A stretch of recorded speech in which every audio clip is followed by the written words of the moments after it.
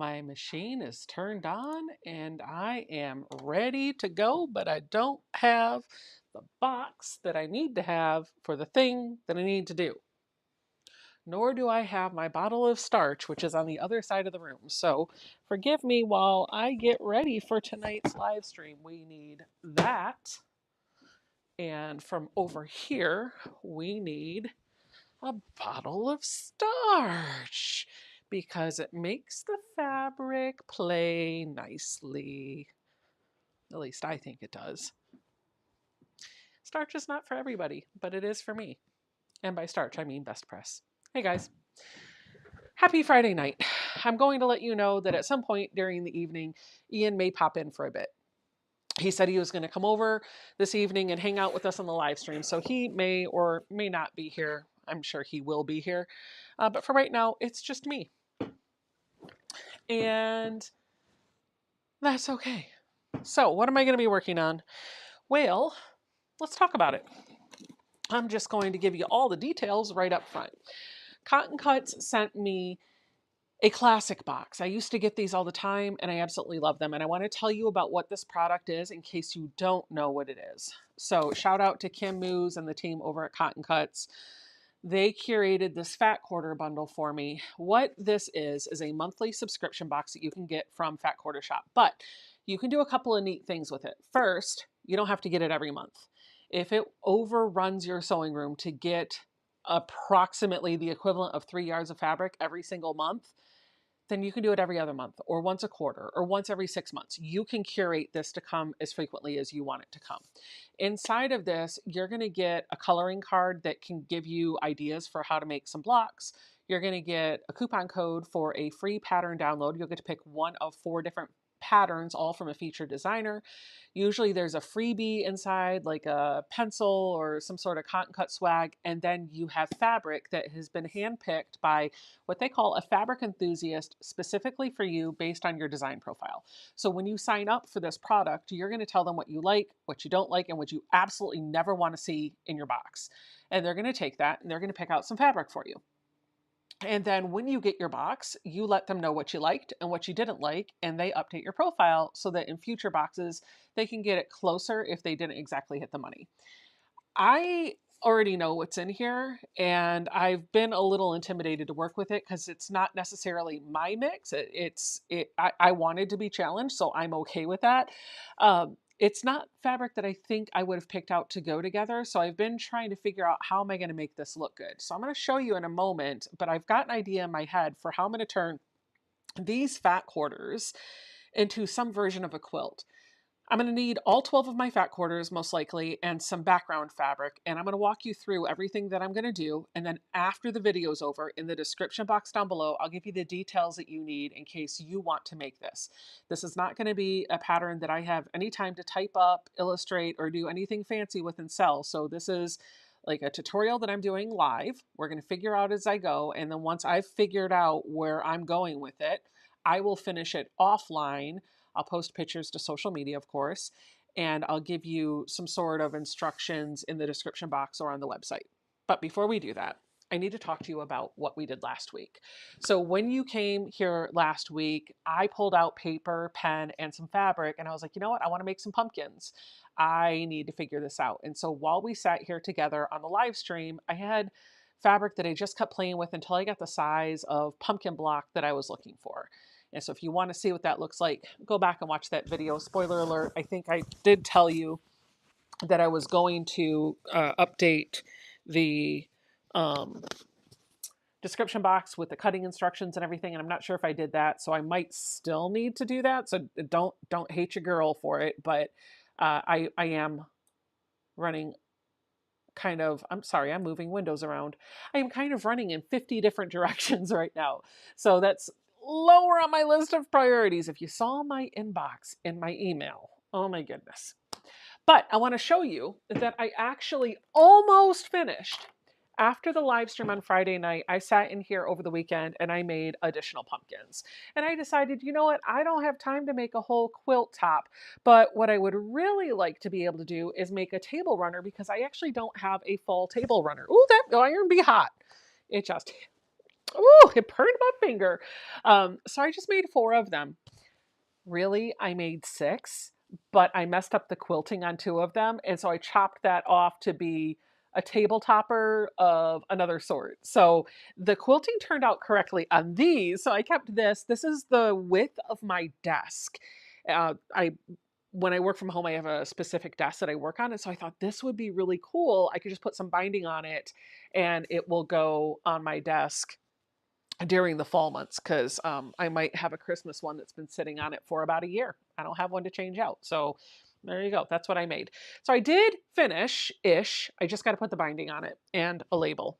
But I wanted to show that to you. And if you want to see how I came to make those pumpkins, you can refer to the live stream from last week. And then I quilted it with these feather designs with this neon glow thread because I thought, how stinking pretty would that orange thread be on those orange pumpkins? I'm not an orange fan, but it fit, right? So there we go. All right. So what am I going to be working on tonight? Well, before I show you, let's say hi to some people in the chat because I've been talking to myself and I don't want to ignore all of you. So I'm going to give shout outs to the folks that have their name in green.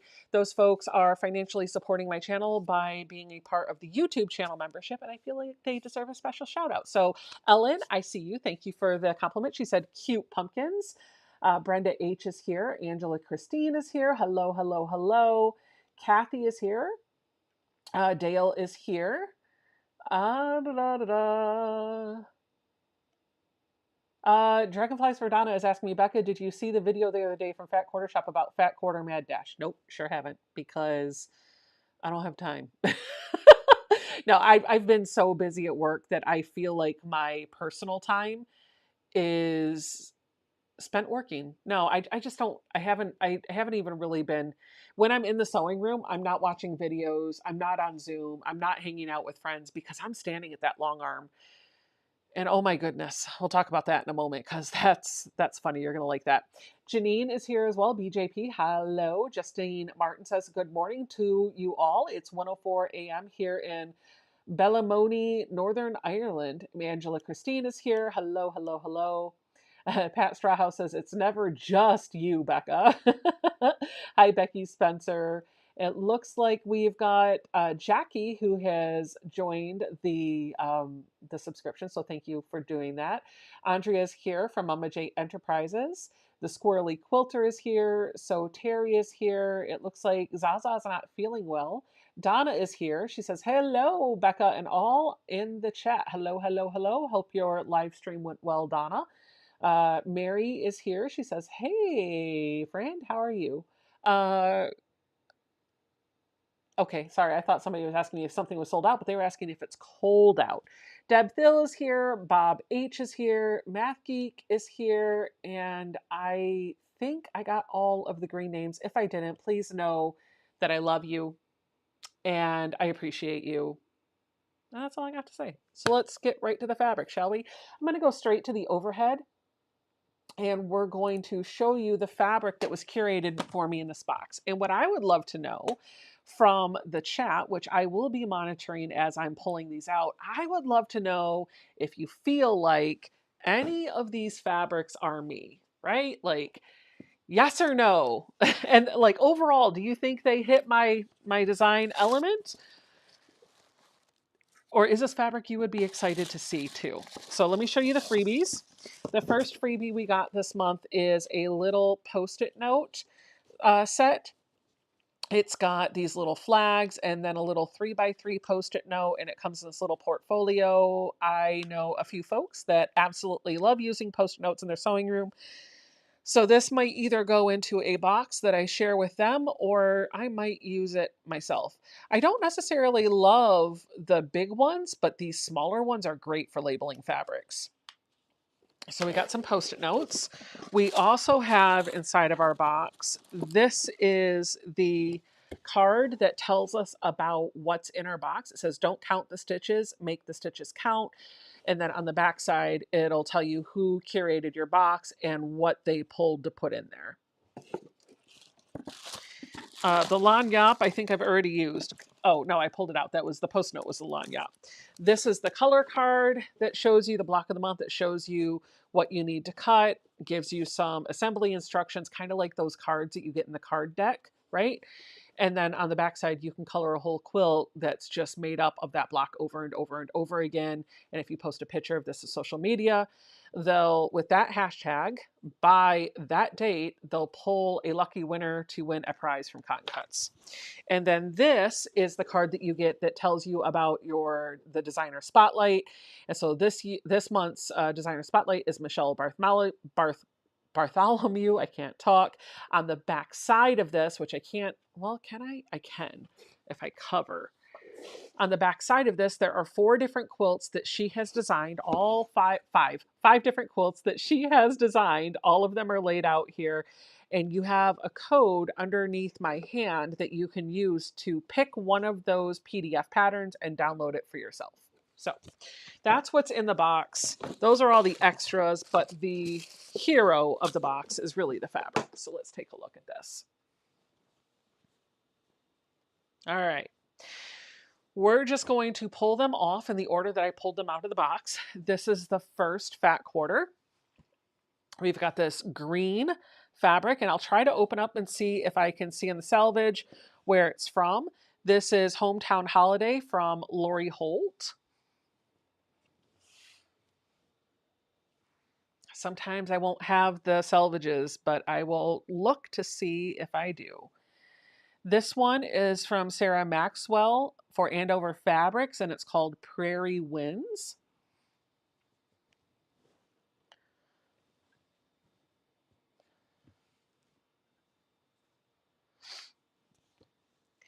We have another green here. This one is another Lori Holt for Hometown Holiday. So I'm going to kind of put these two together because they're from the same line like that. So far, lots of green, and I'm already seeing no's in the chat. Well, I'm really going to get you with this one because if you know me, you're really not going to know whether or not I would love this one. This is another cut from Hometown Holiday by Lori Holt. And you know what's funny is how much our tastes have changed.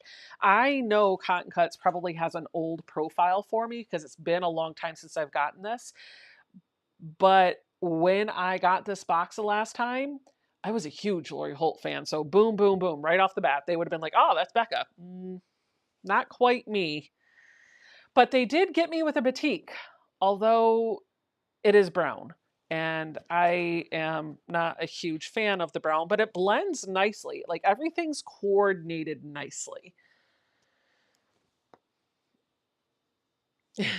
Your tastes definitely change over time, right? And then the next one, I don't have a salvage for. You can see I don't have the printed salvage, but I'm going to guess that this is another Lori Holt. That looks Lori Holtish to me. I used to love Lori Holt. All right. This one, ooh, this one's kind of cute. Not my colors, but these swirls have hearts in them. I don't necessarily hate this one actually, but I don't know how, well, I guess it kind of reads well with this one. So that's what we have so far. This one, I'm going to tell you, like, is the hero of the box to me. Look at that beautiful red batik. Like, I'm just going to put this down here because this is if it's closer to me, I love it the most. This next one, I actually am going to tell you I love too. So here's another batik. Look at that beautiful one. Oh my gosh, I love this one too. And then we have another batik. We have this really pretty blue. So we've kind of got like a red, white, and blue theme going with these three. They are all fall colors. Mary is like, these are all fall colors. That's why. I was like, yeah, you're absolutely right. So these are batiks. We've got 4 batiks in the box altogether: a brown, red, white, and a blue. And then we have Oriental Gardens by Jason Yenter for In the Beginning Fabrics. And okay, when I originally saw this, I was like, eh, but when I look at the print a little bit more, I'm kind of digging what's going on here. He's got this Baptist fan type of thing happening, and in each one of those elements, there's like a quilting design, and then sprinkled over all top of it are those really pretty flowers. That's kind of neat. So we got some purple. Let's see if we can make room for the last couple. And then we have one more, which I have a feeling is another, yep, sure is. It's another Jason Yenter from Oriental Gardens. And it kind of goes with that purple. Now, here's where my brain is kind of hurting. How the heck are all of these fabrics going to look cohesive in a quilt? I've got a lot of greens, a bit of browns, but then on this side I have red and white and blue and a couple of purples. And some of these don't feel like they really work to me. Like this one goes well with this, but as soon as I throw these fabrics in, I don't know. So, I don't know. I'm looking at the chat to see what people are saying. I like the leaves in the blue and green. Yeah, me too. Some folks are saying no. Does anybody out there love this collection? Like, would anybody have curated this bundle for themselves? I don't know that I would have, but I'm up for the challenge, and here's why. It looks like two quilts. Yeah, right? Okay, we can talk about that. We can talk about that in just a moment. But let's talk about the selection that's curated here for me because I am always up for a challenge. I remember a few years ago, I got a Cotton Cuts box and it had this Mac Hour fabric in it. That's all I remember. Mac Hour for Andover Fabrics, Makower. And I looked at it and I thought, "Oh no, I don't want to work with this." But I challenged myself to try. And so I was like, "Well, let's just see what we can do." And you guys, I put the quilt together. I just I took the main prints that I had in there and I made them big blocks and I snowballed them and I put those into a 4x4 configuration.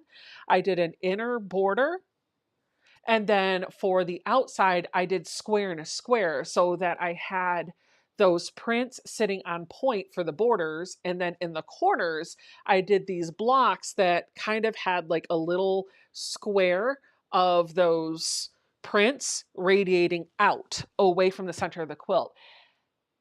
I didn't love the fabric. I didn't like the way it looked together. I didn't like the print. I didn't like anything about it. But when I put it into a quilt, I loved it. And that has happened for me in other instances. I was not a big Tula fan. I do like some of her things now, but I'm not her top fan.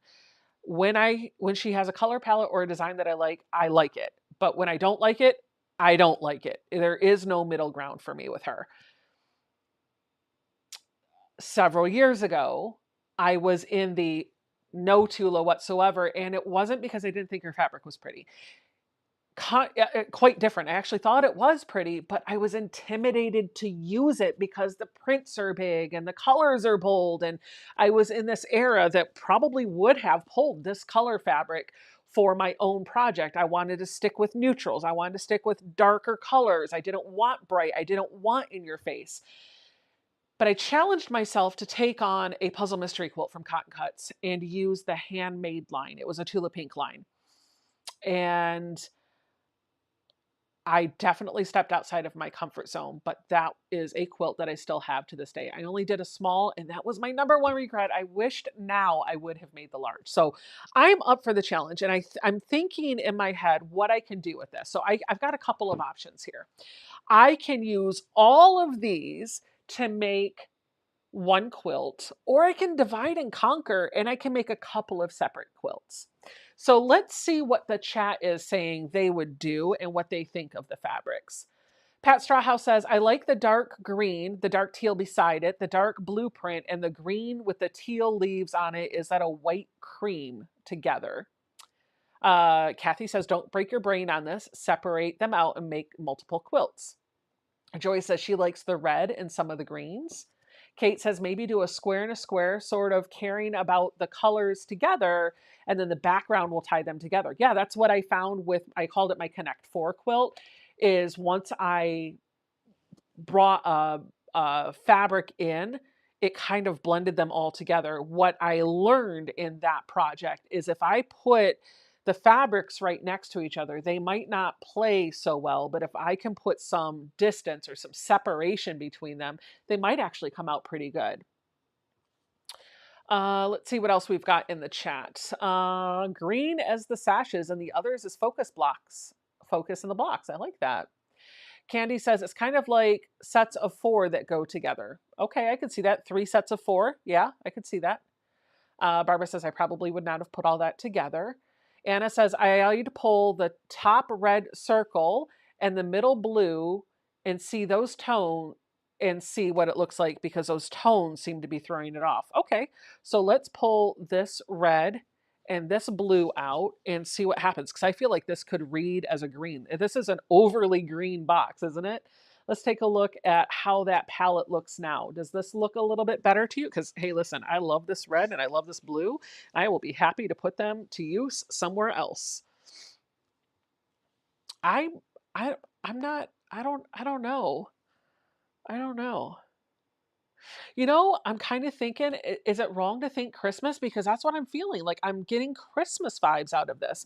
I'm seeing lots of green, right? I'm seeing the brown, which could be interspersed into a Christmas tree, maybe in version of in the trunk or maybe even some dead branches.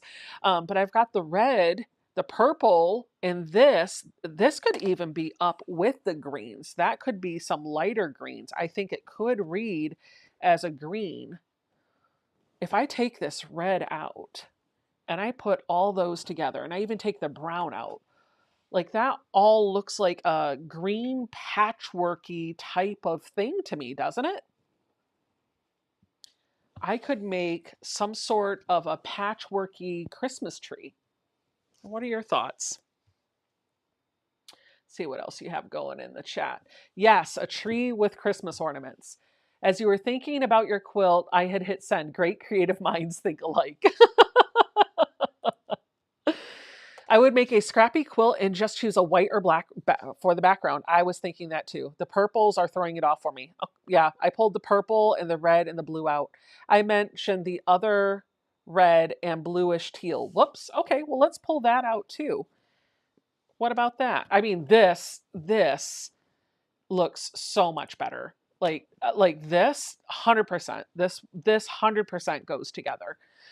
The beautiful thing of this is I get to pick and choose. And I feel like if I do that, I could even bring that red back. I feel like that could even be in there. Laura said, I will always choose Christmas. You like the greens together. Mary says, it really needs a focus print to pull the palette together. It does. I don't know if this is a good focus print because this is just red, but it is picking up the little bit of red that's in this print, which is kind of hard to see on camera. I do a bullseye block. Anything goes. I have collected so many fat quarters. I love these ideas. You know, sometimes when you're working on putting a quilt together, oh, red bows. Hold up. If you took that teal out, you could put both reds back in. Okay, let's take that one out. Because actually these two, boom, look at this. Beautiful. Beautiful. Like this is a small project that I could do something with. Those two belong together. These two, I don't know if they belong together, but if I threw just a very low volume white in here, I could have a patriotic something. So I kind of like having those off to the side. Let's look at this now. Let's give you a little bit more of a print. I've basically limited it down to the Lori Holt Vintage Christmas plus this one, minus the browns and the purples. Maybe a wreath. Okay, okay. Oh, the red batik. Somebody says, yes, that's better. Try the red batik. Okay, let's see if we can bring the red batik back in.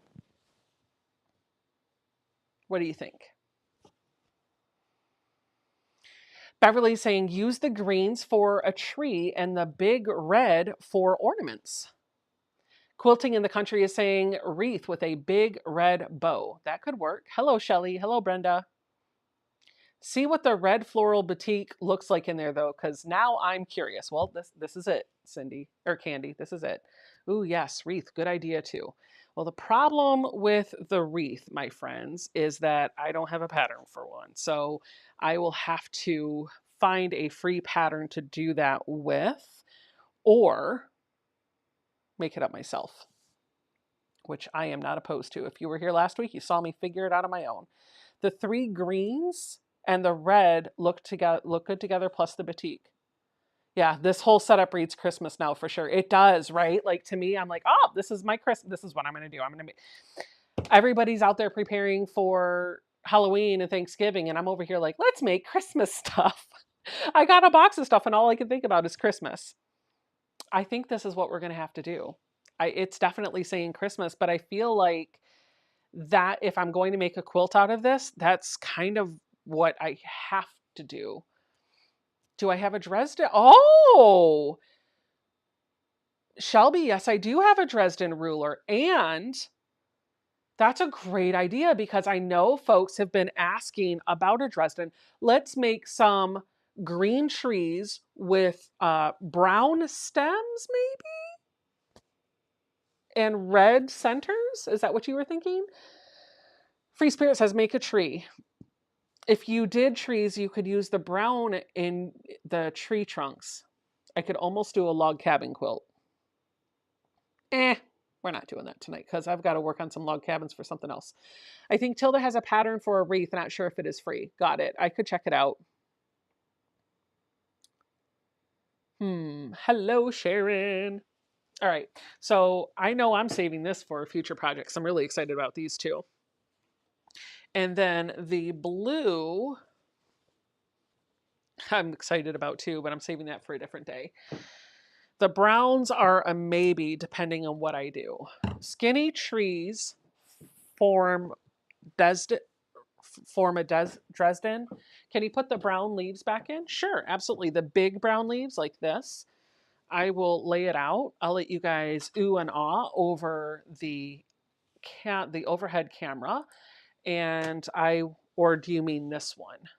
Like, I feel like we could go either way.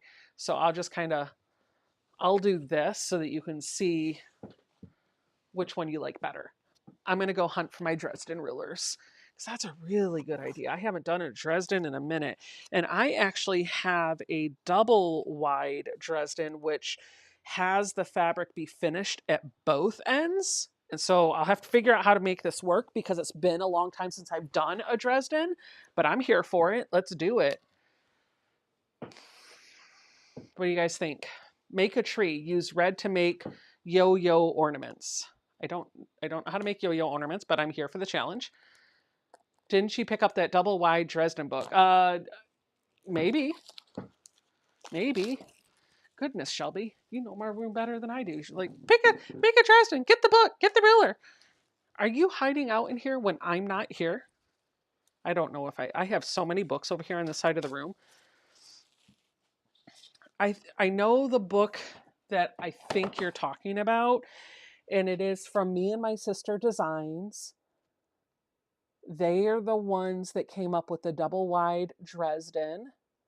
And so I'm just looking to see. I don't see it. I don't think I have it, but it doesn't mean that I don't have it. It just means that it's not jumping out at me right now. Quilty Fun, Doodle Designs, lots of quilting books. Haven't opened a single one of them. Lots of free motion books. Didn't open any of them. Just went straight to Pro Stitcher. Okay. Paper piece blocks, quilt folk. Okay, I don't see it. It doesn't mean that I don't have it. It just means that it's not jumping out at me. That's fine. Because I have instructions on the paper inside the template. And I even have cutting instructions, so we can just use the ruler. All right. On the brown. Candy says yo-yos are just those circles basted and stitched on the outer edge. Oh, I see. Okay. Well, you know what? I like the idea of doing green Dresdens with red in the middle. So we're going to pull this out. I'm going to starch these fabrics. This is what I'm going to work with. The rest of the fabric can go into my stash to use for a different project. These browns, I'm going to be honest with you, I'm going to put them in my fat quarter bin because they are browns that I like if I had to pull a brown. And I don't have a lot of brown. So occasionally I'm reaching for a brown to do something with it, and I have nothing. I can't pull anything.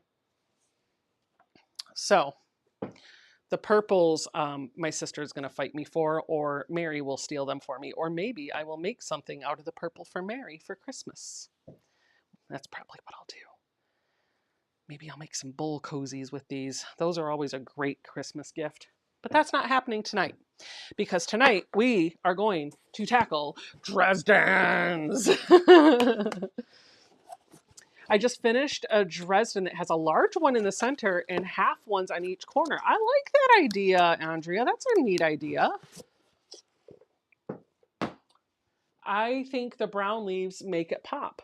Well, you know what? Maybe we'll use a brown. But before we do anything, let's starch. I feel like I have enough fabric here that I'm going to be able to do a lot of things. So let's just go ahead and get some starch on this fabric. Oh boy. I love the purples. Red centered Dresdens will be pretty. Becca would do yo-yos because they, oh, hey, wait a minute. No, I did hand sewing this week. Don't say I won't do it because it involves hand sewing. I did some hand sewing this week. In fact, Mary, do you have internet back or are you on your phone? If you guys would like to see something that I worked on by hand, it's on the back side of a quilt, but I'm proud of it. This week, I have been working on finishing up quilts that came off of the long arm. And so if you didn't see it, I have a video tutorial on how to make this quilt behind me. This is the Dragonfly Dance. Donna from Handmade by Ying had a couple of content creators, me, Tiffany, and Fallon, that she had asked to do this project with her. Life got crazy. I don't know. I said in my video, I don't know if they finished it, but I did. And I just want to clarify, I wasn't talking about Donna. I knew Donna finished hers. I was talking about Tiffany and Fallon because I haven't heard from them.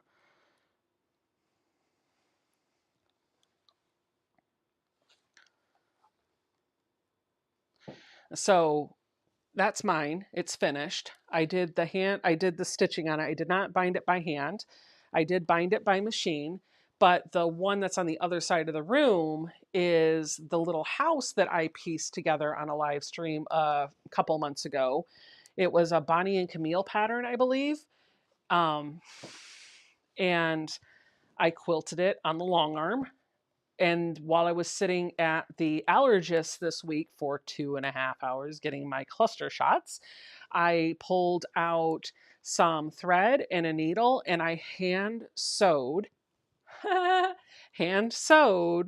the sleeve to the back of the quilt. And I'm quite proud of myself for that. It even has a label on it. And my thought was, you're on your phone? Okay, got it. My thought is that maybe we'll do that as a giveaway tonight if somebody would like to win something that I pieced and quilted and hand wrote out a label for. So I will start the raffle, not the raffle, we're going to call it a giveaway because I'm not trying to get into the tax category. It was brought to my attention that when you call things a raffle or a drawing, there could be gambling implications and all sorts of things that could be happening. So we're just going to be like, it's a giveaway. That's what we're having. It's a giveaway. So I'll bring over the item that we will do a drawing or whatever for tonight. It'll be our live stream prize. But I'm going to starch my fabric first.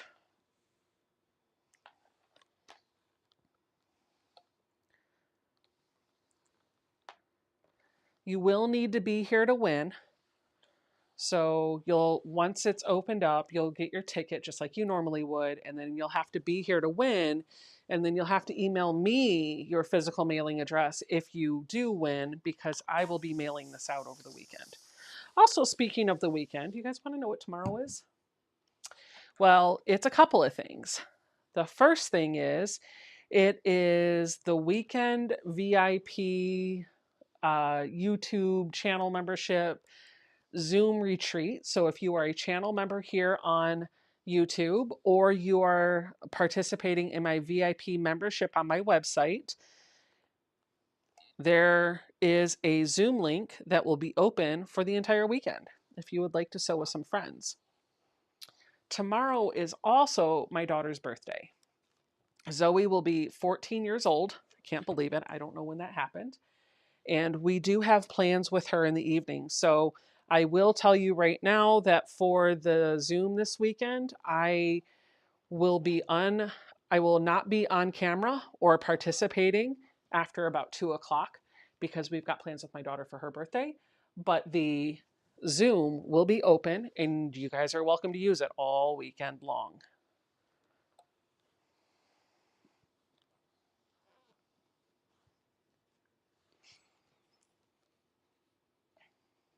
The clocks fall back over there this weekend. You love the dragonfly quilt? Yeah, it's very pretty, isn't it? Sanita says, tomorrow is my son's 19th birthday. Happy birthday to your son. No need to alert the IRS. I agree. We don't need the IRS coming after me for giving away stuff that I'm not charging for. Where's the form? How much money did you make off of this? Nothing, because it was free. I spent money to give it away.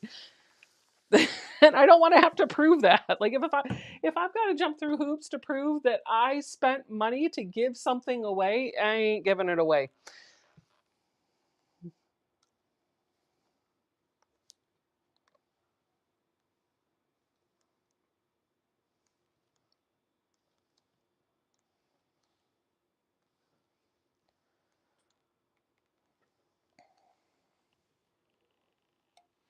Lots of happy birthday Zoes. Thank you guys.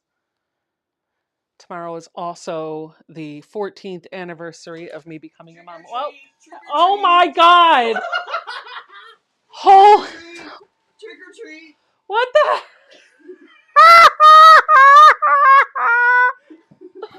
What? Wait.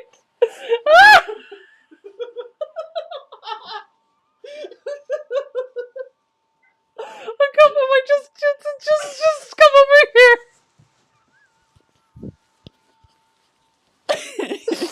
Hold on, I don't know where to put this. I don't know either. Just hold it. Oh my God. There we go. All right, I'll put it up here. Oh my God. Trick or treat! Trick or treat, everybody! Trick or treat! Hi everyone! Trick or treat! Trick or treat! Oh, I'm sorry. Trick or treat, huh? Trick or treat! Here you Trick go. or treat! Oh, thank you! That's all I got. Thank you, love it!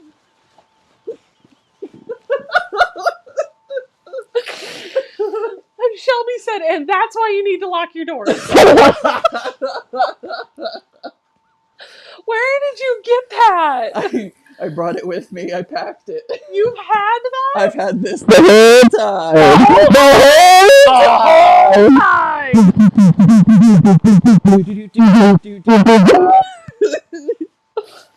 Oh, the whole time? The whole time. I forgot how small it was though, because the shoulders are down here on me, and they're all the way down here. Oh my gosh.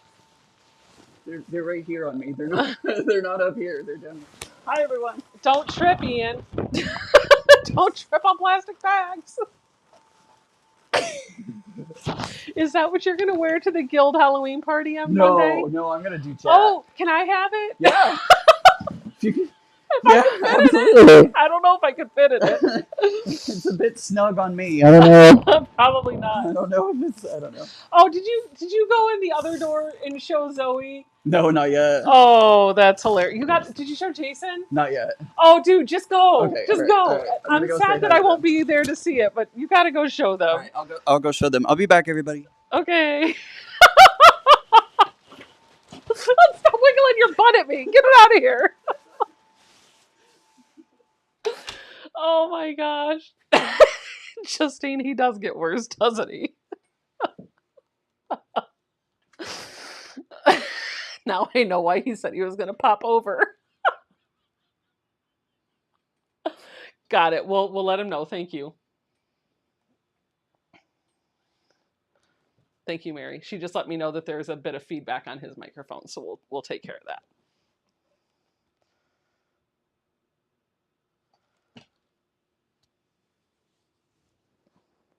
Oh, that spot's not dry.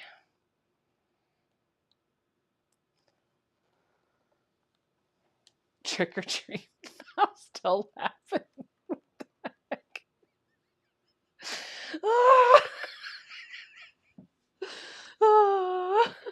He is a lot of fun, Brenda. He is a lot of fun. Happy birthday to Zoe from Jean Torney. She says, my youngest is 36. Trick or treat, Ian, and hello, Becca. Hello, Jean. It is a nice treat bag. Candy said that's a really nice treat bag, too. Deborah Lord. I thought Lord was part of what you wrote, so I thought you wrote, oh, Lord. I just took an asthma attack with laughing so much. Justine Martin. They said that they're getting feedback from your costume in the microphone. Oh, okay. I'll kill it. Okay. Sorry, everyone. My apologies. No worries. Jason was like, what in the world? And then I opened up Zoe's door because I knocked on it. And she's like, come in. And I opened it up. And she was like, what? And then I shook my butt at her. And she was just like, she like died laughing. That's it was hilarious. It was hilarious. I love it.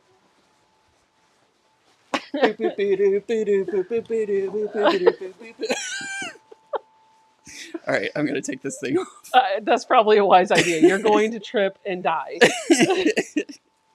I should have given him a piece of fabric for your trick or treat. Right, exactly. Trick or treat, I want to shop your shelf. Oh my gosh, my belly hurts from laughing. I knew it was going to make you laugh. I knew it. I knew you were going to come in. I was just like, okay, he's going to come in at some point. No big deal. I just didn't think you were going to show up as a rainbow unicorn. Like, big fluffy unicorns dancing on rainbows. Oh my goodness. Oh. All right, much better now. Let me put this. Is it hot in there? It's not hot. It's just stuffy. It just gets stuffy. Maybe he was galloping over to your house. did you gallop down the road? Exactly. Pink fluffy unicorns dancing on rainbows. Oh, I love my unicorns dancing on rainbows. I don't think I've ever seen Zoe laugh that hard ever. I know. Like good job. She was straight up like dead. Just status update, dead. Status update, dead. Where's my phone? I don't know where your phone is. It has a pocket. This costume. I saw it in your costume. Yep, it's in my costume somewhere. There's gummy bears over there. You could have got that for a treat. Right. People liked your treat bag. Oh, good. I actually won that treat bag from the that's Quill Guild. right. Yeah. I was like, that looks familiar. Yep. I couldn't remember why. That's why. Yeah.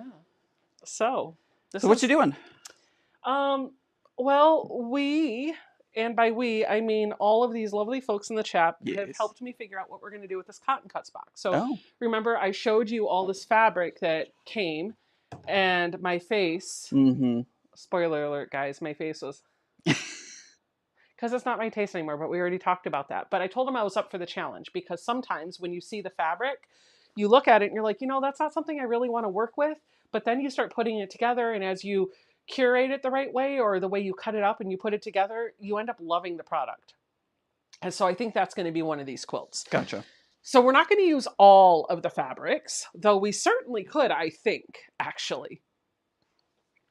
There's a lot of greens in here. So we're taking the greens and we're going to make some green Dresdens. And then we're going to take the reds and maybe some of the purples. Hold on. To make the buttons for the center of the Dresden. Okay. So it's kind of like looking at trees with an ornament on the top. Right. Okay. Okay. Gotcha. Interesting. Maybe. We'll see. We got to get through one Dresden first. Right, yeah. I mean, we're at 8:47 and you're pressing your fabric still, so. Nobody asked you. When I want your opinion, I'll give it to you. Can you see coming down your road and a shotgun comes around the tree and Ian running for his life? Here's where my brain went. Why would they want to hunt a unicorn? I was like, oh, wait, never mind. They think it's a deer. Right, exactly. Watching the beginning of the live stream, was considering getting the box you showed. Oh no, she said not now. Those fabrics don't go together. Maybe if you added more so it's scrappy, you would need 20 more. Wait a minute, hold on. Jan, I don't, hold up. Hold up. Wait a minute. Hold up. Wait a minute. Let me clarify that they had an outdated profile for me. Yeah. So these are fabrics that maybe I wouldn't have wanted to put them all in the same quilt, but this is what I had on my profile before. So, and I did ask to be challenged, and perhaps maybe I shouldn't have. You did ask for a challenge. I did ask for a challenge. So please do not be like, okay, all of their fabric pulls suck. That's not the case. I want to see what I can do. I wanted to be challenged, and they did have a bit of an outdated profile for me because it's been a few years since I've gotten this. I don't remember how long ago I filled out a profile. I know it's been a hot minute. It's been a hot minute. Like I talked to Cotton Cuts about the idea of doing something with one of their boxes. So they did send it to me for free. And they were like, okay, we'll just go in and reactivate you and send it out. And I never thought, oh, wait a minute. Let me tell you what, because my tastes have changed. Right. Let me tell you what my tastes have evolved to. Yep. That's entirely on me. But they also know that I'm all about like trying to figure things out and make it work. And I like to problem solve. And so this is definitely a problem solving exercise for me. There are a couple of fabrics in here, though, that I definitely was like, okay, I can't wait to use this in a different project. Let me show you what they are, because they're not the browns. Look at these. Yeah, I like the one in your left hand a lot. But it goes with this one. It does. It really well. does, yeah. Those two together. And then these two are Jason Yenter, which I don't hate. Oh, those work really well together. Yeah, I like these two. So those four. Yeah. So, and then there's actually a red in here that I really like. Those almost look like poppies in a way. And it could go with this blue. And if I put a white in there, it could be patriotic. So half of the box I actually loved. I just don't love them together. Yeah, definitely. I love them for smaller projects. Definitely. No, I didn't drive over in that. I put it on right before I came in the door. Could you imagine me driving down the road in that thing? I was thinking that. I was like, oh, when I was talking about you galloping all the way over here, I was like, oh, geez. I did wear that one year when I worked at the Science Museum. I wore it at the Science Museum because they let us dress up in costumes. And so I wore that. There's actually a funny video of me because when I go downstairs in that costume, the butt does really funny things as it's trying to go down the stairs. So. Oh, geez. Okay. Now I've got all of my fabrics starched and I've got my template and my instructions for my double wide Dresden, but I told them, remember we had talked earlier this week about doing the giveaway for the house. So I'm going to show folks what I am going to do a giveaway for tonight. And I was explaining to them that I was so proud because I actually broke my rod. No, you did not. Well, the end cap came off. Oh. Dang it. Get in the slot. Clip. By the way, hi Molly. Good to see you. Molly was in my quilt guild back in DFW. Hi, Molly. I've stolen Ian. He's mine now. Angela says, I've seen people driving in stuff like that, Ian, every day. You see everything in San Francisco. So this is the quilt that we're going to give away tonight. So pretty. And it has a sleeve on the back that's sewn in and a label that I hand wrote.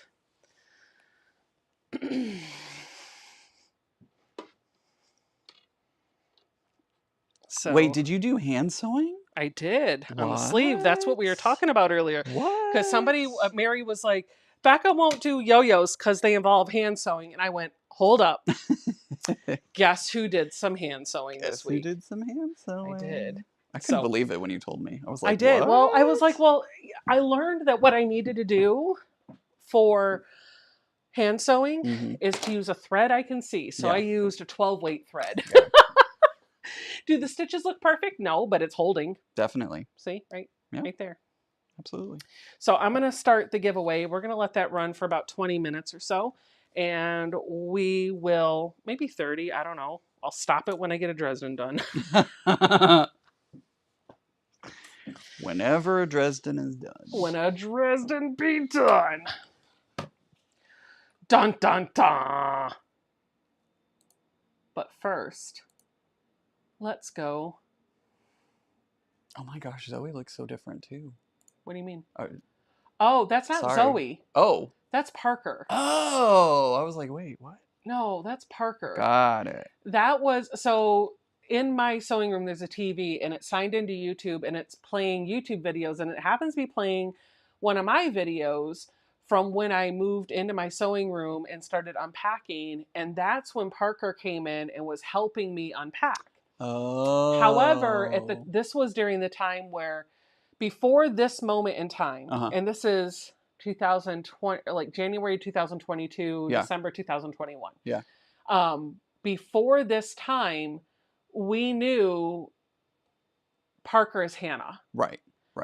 And Parker was trying to figure out how he identified, whether it was male, female. I don't have a problem with any of that. The one that I was having a problem with was they, them, because grammatically it wasn't fitting for me. Sure. I was having a hard time with it. And so I got around it just by just using the name all the time. Right. No pronouns. Right. Because then I didn't have to say it. But during this visit, we as a family decided that if we would accept somebody that identified as male, even though they might not have been born male to us, if we would have accepted a stranger that identified that way, then we should do the same thing for our family. So This is the weekend where I think it was actually this weekend where we as a family just started making that transition to help support him. But we also, I think in this video, started talking, and I forgot I even did this. I wasn't sure how to introduce Parker on the video. And so when Parker walks into frame, I was like, how do I, like, I stopped and I was like, what do I do? I did it on the camera. So you kind of see me struggle through it for a moment, but I think I did it in a sincere and genuine way, I hope. Yeah. So definitely. All right. Sorry, didn't mean to, I got distracted. No, that's okay. Totally derailed. Sorry, my bad. Okay. Dresden. Oh, wait, giveaway. Giveaway, yes. Giveaway. I'm used to Mary doing these for me, but she has no internet, so she's on this from her phone. Oh, no. I know. Oh, Mary. This is like the second time in the past couple weeks that she hasn't had. She's been having all kinds of problems. Well, I wonder if the reason why she doesn't have internet is because perhaps they're doing things in the area to restore the grid. Yeah, that's what I'm thinking. And they have to shut down parts of the grid to do that. Yep. At least she still has power. So Terry says, I remember that live with Parker. You know what really made it easy for me? Is when I introduced Hannah as Parker. And I was waiting for the whole chat community to be like, Hannah, no, and like be super political. Yeah. And everybody was just like, hi, Parker, nice to meet. Like everybody just loved it. And I was Yeah. like, wait a minute. Our community is amazing. Yeah. Like our community is truly, it truly empowered amazing. me Yeah. to empower the transition. Yeah, absolutely. Sorry, we don't need, we're done. Okay, let's make it 30 minutes because I don't know how long this is going to take. Mini wall quilt piece and quilted by. Okay, and then we will start that giveaway. There you go. Yay! And now the chat is going to get filled. Yep, sorry guys. Boom. Oh, the Gen X Quilt Co. said, stories like this make me so happy to follow you. Thank you. All right. And while y'all are getting your tickets, get your tickets. Do you know how to do a Dresden, Ian? No, I don't. Really? I don't. Shoot. I've done them before. Yeah. It's been a long time. Yeah, So I have never tackled them. Let me teach you from across the room. Sounds good. We're going to use the Double Wide Dresden. And Double Wide, it's called a Double Wide because it was named after a trailer. No? Okay. Oh my goodness. This is like our podcast all over again. Except I'm sewing. You guys joke. We've done 2 episodes of the podcast, and on both of them we've had a different quilt to show off. And I told Ian the next time we record a podcast, I'm going to have to sit over there with a quilt that I need to unsew because I've got 2 quilts I started quilting, and I got to rip all the stitches out. Nope. All right. So the reason why this is called a Double Wide Dresden is because you get double the finished points. So on the Double Wide, well, I can show you. I can show you. I don't know why it does this. I think it's because of how wide this is versus the other one. So this is your traditional Dresden. This is the easy Dresden template, and it's more narrow, but it's about the same height. This is the Double Wide Dresden. So you can see it's a little bit wider. Well, quite a bit wider. It's literally double the width. See what I did there? But the top is it's slightly less narrow. So the angle probably is a little bit more sharp. I'm making this up as I go. The reason why this is different than the other one is because when you use this template, the spokes that go around the outside of your Dresden, those are finished. And so you just got to put them down, and then you can hand sew them down or blanket stitch or zigzag or straight stitch around it. But the center circle on the inner side of that, those pieces are unfinished. And those have to be covered traditionally by a button of some sort. And so a lot of people, when they're putting their Dresdens together, they make the points, the flower, and they put that down, glue it down to their foundation fabric. And then the button that goes on top, they cut out a circle that's going to cover all those raw edges. And you can do raw edge applique if you want to, though that's kind of missing the point, right? A lot of folks that I know, they take like some of that SF101 or whatever, right? Yep. And they sew it together, cut a hole, turn it around, and then they use that to glue it down. And then it's like needle turn applique in the middle. So you get a different finished look. Gotcha. I've seen lots of quilts where all they do is they just make these Dresden blocks, and then they sew those Dresden blocks together, and they're remarkably beautiful. And so I don't know what my Dresden project is going to look like. I just want to see if I can do one. Yeah. Let's be honest. It's 9 o'clock. You got an hour. You can do this.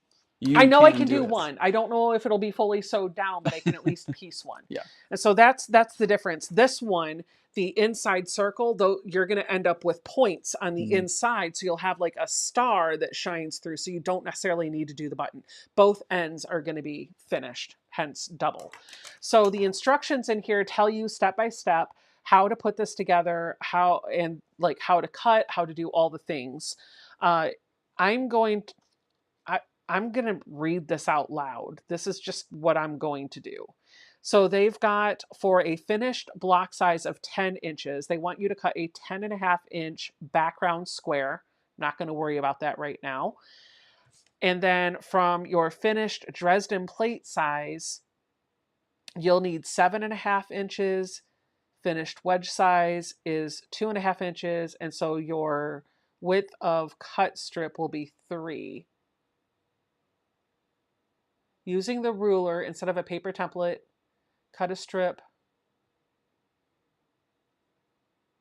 Hold on. Okay. Okay, I see. I'm just reading. Hold on. Why am I getting... Oh, never mind. That's you and Mary. Okay, I know what I'm doing. All right. So it wants me to, it says in the chart below that I'm going to take my fabrics and I'm going to cut a 3-inch width of fabric strip. So I'm going to do that from all of my greens. I'm not going to do that for my reds because I want to just make some green Dresdens. And maybe these go on the red. Oh. Maybe. Maybe. Maybe. We'll see. Maybe they don't. I don't know. All right, so I'm going to take my big ruler and I'm going to cut a generous 3-inch cut because I'm learning. Anna says that she saw a Dresden quilt block for a temperature quilt and it was amazing. Oh, wow, I bet it is. Lynn says, I'm definitely not ready to try and tackle a Dresden. I don't know if I am either. We'll find out. Okay, so we've got a 3-inch. It's not by width of fabric because they are fat quarters, so I might end up needing a second one, but let's just see what we can do. So we do that. Kira says you can put the red down first and then the Dresden, leaving the red as the star underneath. Yeah, that's what I was saying. Like maybe we use the red as the background. Oop, Carolyn joining from Arlington, Texas. Hello, Carolyn. Previous home area. All right, so now we've got the 3-inch. Place the narrow edge of the ruler on the top. Okay, so we do need these to be pretty accurate cut, it looks like, so we can get these measurements. So let's just clean up our cutting a bit. I'm going to make this exactly 3 inches. Although this doesn't look like I did a good job starting, but we'll try.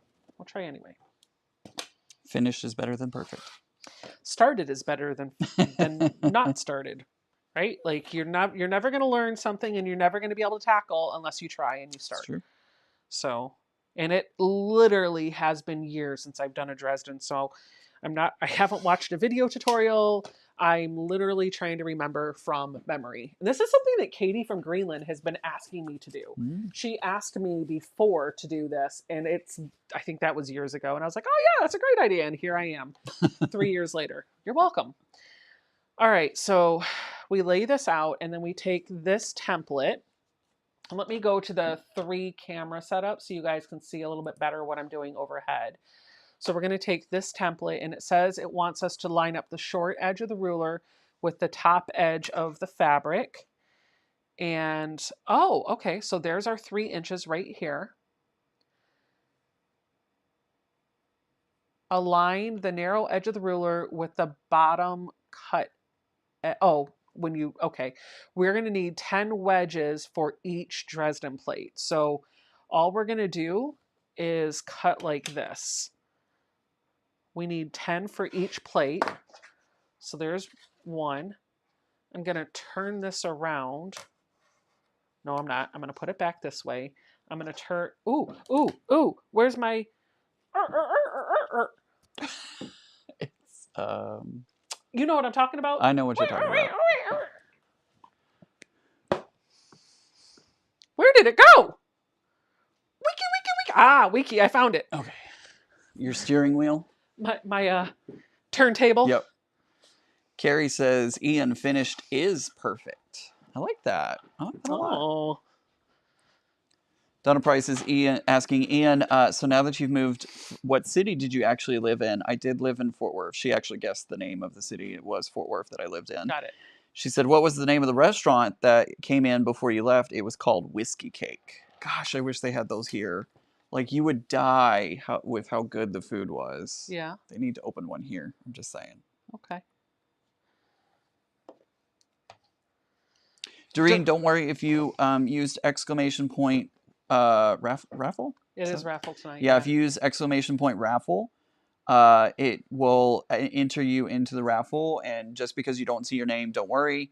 There's just a lot of people activating the bot, and so YouTube sometimes blocks how much the bot can enter at one time. So it just blocks the responses, not the raffle. Right. It blocked the response. So more than likely you got in.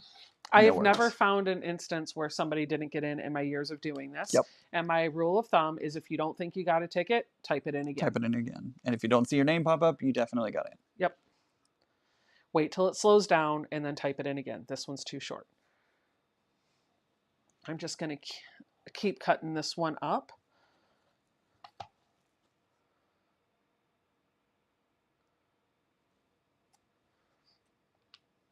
And sometimes it does reply, but the chat moves so fast you miss it. Definitely. I'm looking through these to make sure, like this one's a little too short, so I'm going to pull that off because I did a little wonky job cutting. I'm just looking through to make sure that they are the right size before I put them in my I can play with it pile.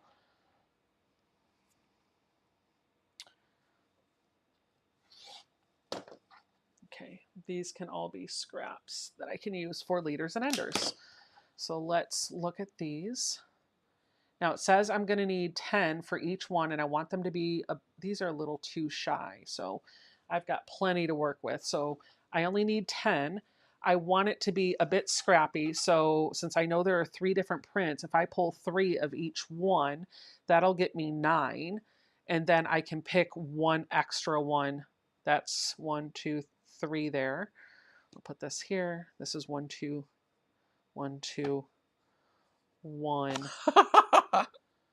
And 2. Roger just said, help! Bill has me pinning a quilt and my knees are done. Not fun, guys. I don't know. Hi, Roger. What to tell you, Roger. I'm sorry. Sounds like that's spousal abuse. All right. Brenda asks, are you doing the top of the Dresden green and the bottom another color? Yeah, I think so.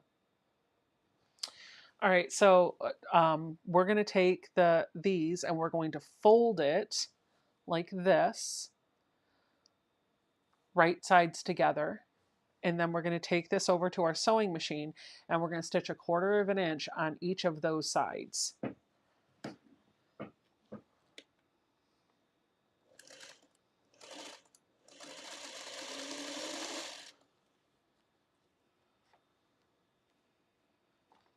You know what I would love? A pair of snips. How many pairs of snips do I need?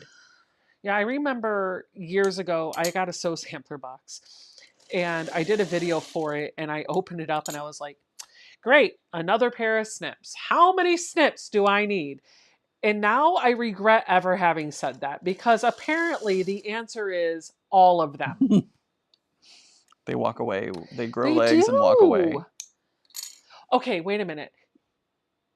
I got to use my fun scissors from my swap package. Oh, yeah. Yeah, so I did, oh, this was so fun. I did a swap with the Lisa Marie swap group. It was called You've Been Booed, and you were supposed to make a bag and put some sweet treats in it for your swap partner. And it wasn't a partner. You randomly get a name, but the person that you're curating your package for, it doesn't necessarily have your name. And more than likely they don't. She's changed it up a little bit, which was kind of cool. So you don't know who picked you until afterwards. So I got my package and I opened it up and there were so many lovely things in there. And one of the things was a little needle book that she had handmade for me for like needles and things. And she had gifted me these really pretty, I want to say they're like 4 or 5 inch scissors. They're not snips, they're scissors. And so I put those in with my handwork and I took them with me when I went to my allergy appointment. I did my hand sewing to put the sleeve on the back of it. But here's the best part of it. The box that the things came in was sitting on the floor near me. And the wrapping that was around the items was still in there. And I thought, okay, I'm going to use that box to start collecting scraps so that when Nicole comes back, I'll have a box of scraps to give to her.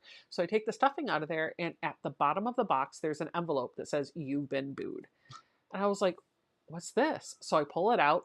It's a handmade card that my partner had made for me. Aw. And 2 weeks later, I saw. Oh. I figured out who it was because of the, like, I was Mhm. able to sleuth it out in the Mhm. group. So I did thank her for my package and I did all the things, but I didn't see her handwritten card until afterwards. And it was the nicest card. I opened it up and she was like, "I almost fell off my couch when I saw your name in the swap because I watch you on YouTube." And I went, oh. So any card that I get that's Mhm. handmade, paper, quilting, postcard, whatever, I keep them. And so I put it in my little Mhm. collection of cards. It's a nice little surprise. It was a little surprise. Yeah. The almond M&Ms that she sent me are completely gone. The caramels are almost gone, but the card is the card was still, I still had a surprise. Loretta has a question Sure. about your rotating mat. She Yeah. asks, how big is that pink rotating mat, and do you remember where you got it from? It is the Sue Daily 10-inch rotating mat. I've bought a couple instances of this. You can, I think they have them on Fat Quarter Shop. You can use my affiliate link for that. It's on my website. I think if you do exclamation FQS, you'll get the link to it as well. And it's also in the description box down below. But this specific one I bought from, what was the name of that store that we stopped at on the way back? Stephanie from Memoirs of a Long Arm Quilter. It was her friend. I don't remember the name of it. It Oh my was gosh, that was in almost a year Williamsburg. ago. Yeah, I Yeah. can't remember.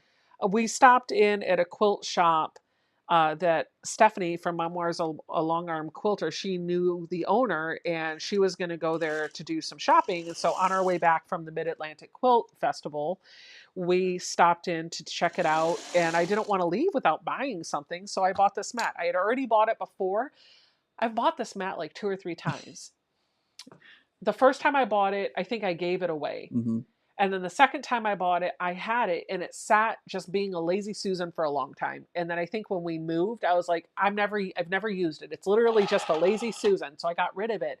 And then I bought it again earlier this year. I'm like, I'm not getting rid of this one this Don't you time. hate when you do that? I When you give do. something away and then you're You're like, like, ugh. oh, why did I do that? Like, I get so worried about being a hoarder Mm-hmm. that I will pass things off Yep. really easily. I will destash like no one's business. Yep. I feel like every time you came to visit, I'd be like, "Hey, you want to take Oh some my stuff gosh. home?" My suitcase was always filled. Like and I'm super appreciative of it because it was a lot of stuff. Oh, that now it's all back in Virginia. I know. I know, it's all back here in Virginia now. I should have just left it here and bought a storage unit. right. Auntie L says, I am only buying cheap snips and cheap scissors because I can't hold on to either. They fall into the black hole. They do. Who is Quilty Bot? That is my that's my bot. It's literally a chat bot. It's just named Quilty Bot. Oh my!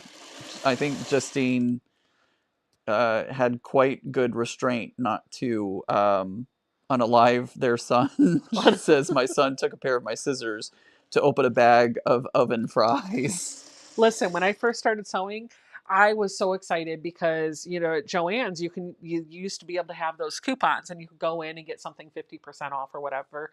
And I don't remember if I used a coupon or they were just on sale, but Ginger scissors, I had always heard everybody talking about Ginger scissors and how they're so great and da da da da da. And so I went to Joann's and I bought myself a 4-inch pair of embroidery Ginger scissors. Mm-hmm. They were my prized possession. Mm-hmm. I had a command hook on the wall next to my sewing machine that I would put them on. I came downstairs to sew one day, and why was my husband standing at my machine cutting his nails with my scissors? Oh, why? My. Oh my. He lived.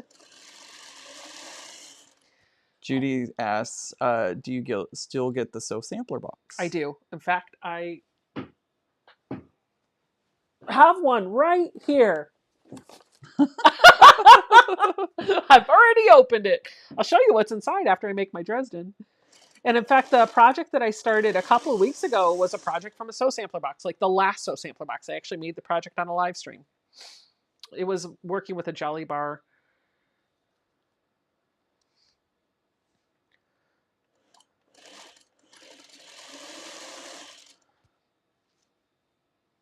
Oh, wow. Angela says, I have a pair of scissors that came from How the long was he in naval. the hospital? I'm sorry. I just saw that. What? Dory was like, how long was he in the hospital? Angela says, I have a pair of scissors that came from the naval shipyard base my dad and grandparents worked at, and 2 pairs of the scissors Becca is talking about. Yeah. I, okay, you let me take my Ginger story a step further. Are you ready for this one? Probably not. So I save up some money and I decide I've got the small Ginger scissors. Now I need the big 8-inch ones. I save up money. I wait for a sale. I go to Joann's. I get the 8-inch scissors. They hang on another command hook on my wall right next to it. And all of a sudden, one day, they're just gone. I have no idea where these scissors are. I can't find them. And I'm just like, I must, because you've seen me. I set stuff down. You do. How many times? You do. I am so bad for this. Yeah. I will set something down, and because it's not in the place that it's supposed to go, I start going, where to go? And it's right there. I'm getting better, but I still struggle with that. So I thought that's what I did with the scissors. I thought they were hidden under fabric, and I'm looking and I'm talking like a year. I can't find these My scissors. gosh. So then tell me why, how come when I went to visit my mother-in-law, they were in her kitchen drawer with her kitchen shears? Oh my. My mother-in-law came to visit, Oh my. saw them, decided they were good scissors, and then took them home out of my sewing room. I was livid. Jason immediately bought me another pair of Ginger scissors.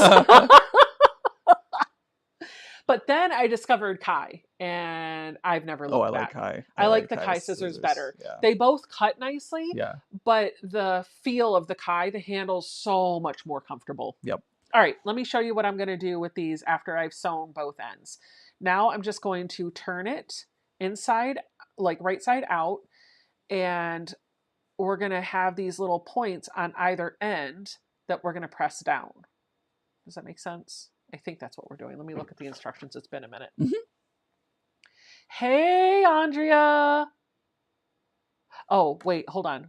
Before we do that, psych. Just kidding. I need to create a crease because that's going to be the center. So I'm going to press all of these. Angela says she has two pairs and have never had to sharpen mine. LOL in the kitchen drawer to cut fishtails. Yes. You're not wrong. You're not wrong.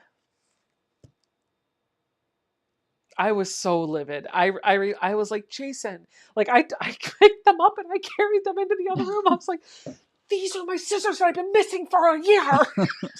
He was like, what? I was like, yes, they're in your mother's they're in your mother's kitchen. He was like, go get another pair. I was like, I get to go to the quilt shop. So I went to Patchwork Plus in Dayton and I picked up another pair on him. Everybody won that day. There you go.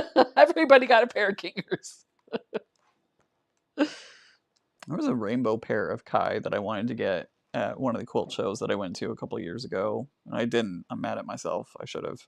Oh, see, Mary did that when we went to Atlanta QuiltCon. Mm-hmm. Kai had a booth there, Mm-hmm. and I asked, like, she was hemming over the Kai scissor set because they Mm-hmm. have a gift set with the large, the middle, and then the snips, and they are purple handled. And Mary has to have everything that's purple. Mm-hmm.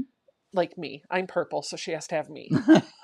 Yeah. She has to have everything that's purple. And so I was like, are you sure you don't want those? And she was like, you could tell she did, but she was trying to not spend the money.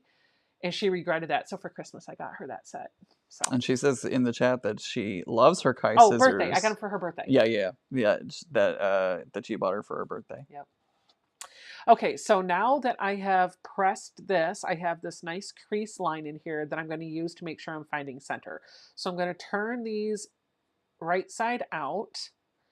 And I will want to use some sort of a pointing tool. I can use my handy dandy pointer tool that I never really get to use.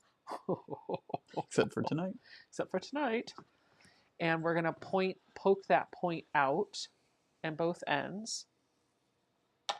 Hey, Ian, would you do me a favor? Because I'm going to have to do a lot of pressing. Can you bring me one of those puzzle mat pressing tiles? I just need one. Yep. I don't need a huge pressing surface. And then I'm going to press this seam open just to make that lay a little bit flatter. And I'm going to try to line it. I don't even think I'm going to worry about pressing it open. I'm just going to finger it. Stunt hands. Chest hands. Okay, I'm going to try and line up these seams so that they're on top of that folded crease that I had before. That does not look right. This does not look right. Hold on. Something's going wrong here. Wait a minute. Hold on. Maybe this is just because the illustration.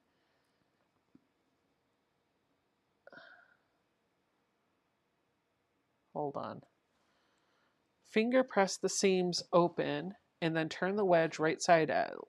Turn the wedge so that the wrong side is facing up and align the seams with the press center.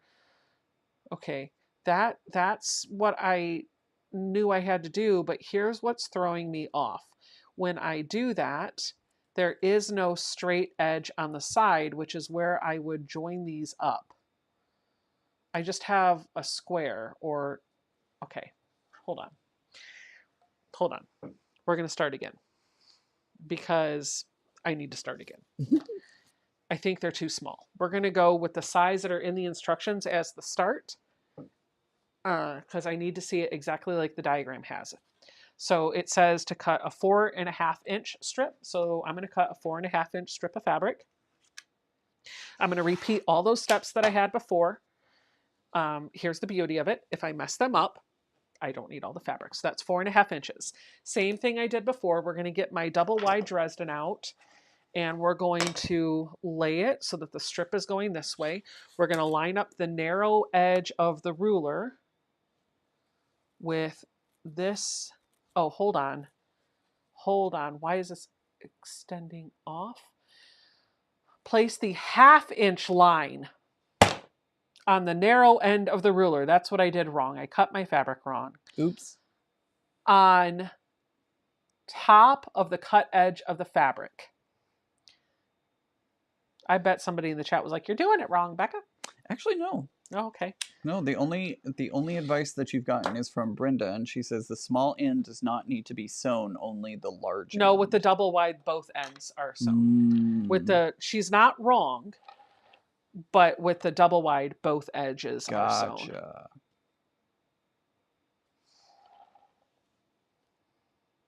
But no, everybody in the chat is talking about the Kai scissors and how much they love them. They're great, aren't they? Or in the Ginger ones too. All right, so we're going to do, we need 9 of them. So that's 1, 2, 3, 4. These have salvages in them, so I'm just going to set them in my scrap pile. That's 4. So we're going to cut, I need 6 more.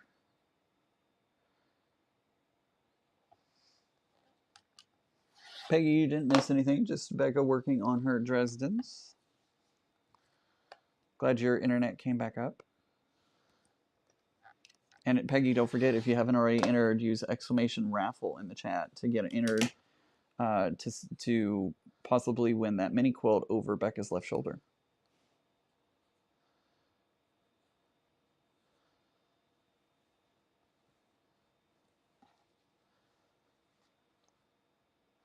All right, let's take this whole step one more time.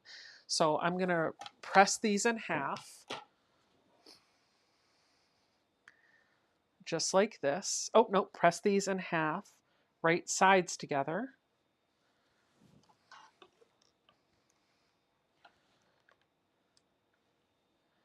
And this is just going to do the, it's going to give me the crease that I made last time before. So a little bit more efficient this time around, now that we've cut the fabric the right way.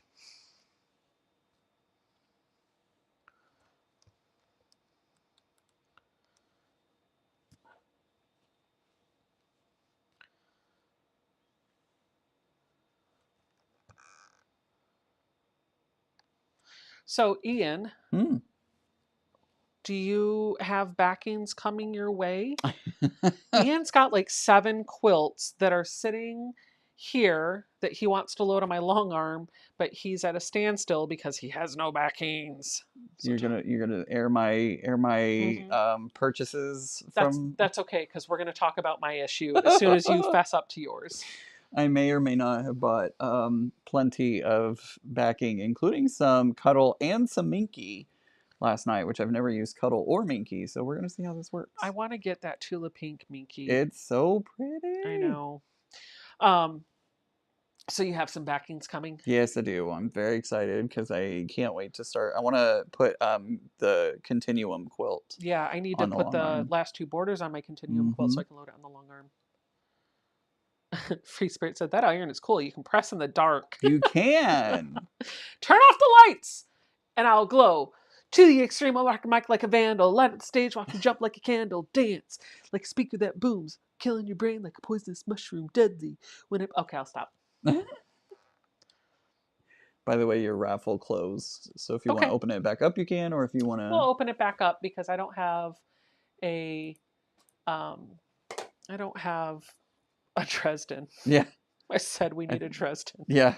I was like, I don't know if you want to open it back up again or if you want to these are all pull the winner there. I'll put those in my scrap bin for my sister. Okay, now that I have these folded in half, we're going to stitch on either side, and it does say to do that here. It says, fold a wedge in half lengthwise with the right sides facing and press lightly. It's a little bit more than lightly. Stitch a 1/4 inch seam along the top and the bottom edges. So let's do that. I'm going to do the bottom edges of all of them, and then I'll do the top edges. No, Zaza, you are not alone on finishing the Continuum quilt top. I'm going to finish mine this weekend. Becca needs to put on 2 more sides of hers, and then it'll be actually, ready to I think quilt. the top and the bottom. I think I need to do all 4 sides of my borders. I didn't do that because I was going to make a pieced border like Tiffany did. That's right. And it's sitting here not getting finished because I'm not piecing the border. So I'm just going to do the border that the pattern called for and be done. There you go. Because I think it's beautiful the way it is. It is. It's really pretty. I like that black. I kind of wish I had done that now. I think that's going to be a good one to quilt with that dark purple thread. Yes. Oh, that's going to be so pretty. I know. Dark purple on that black. Oh, that's going to be pretty. I'm excited to use because I bought dark blue, kind of like royal blue Minky for the, or excuse me, Cuddle for the back of mine. So I'm excited.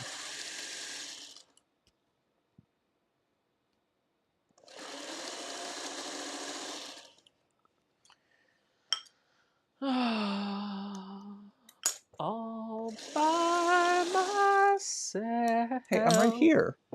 What? I said I'm right here. You're singing all by yourself. Oh, shoot. I'm here so I am, sorry. right here. I'm so sorry. Kathy's Cute Creations has been entered into the giveaway. Woo woo. Good luck, Kathy. Shelby says she needs to figure out which backing she wants to use for her mint chocolate chip continuum quilt. She did the continuum, but it sounds like she did it in mint chocolate chip colors. It sounds like ice cream. It does. Ooh, ice cream. Is Cold Stone still open? I think they close at 9 or 10.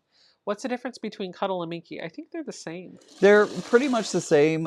Cuddle is a brand name, but they're still Minky. Minky is apparently a type of fabric, a type of thing, but Cuddle is like brand name. It's like Q-tips and all that. If you don't see the bot tag you, try putting the command in again.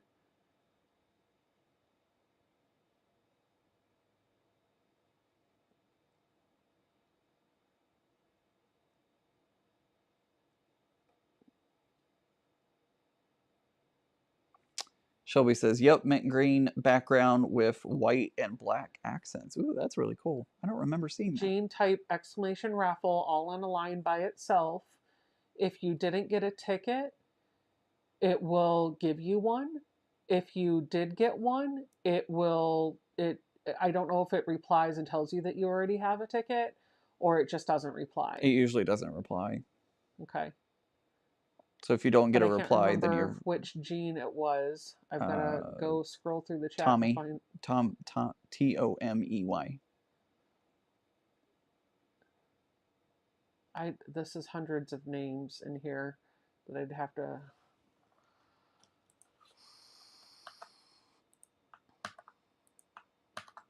Mary usually does this for me. Jean E has a ticket. Jean Roher has a ticket. I don't see another Jean, so I would do exclamation raffle on a line all by itself. Try that, see if it works.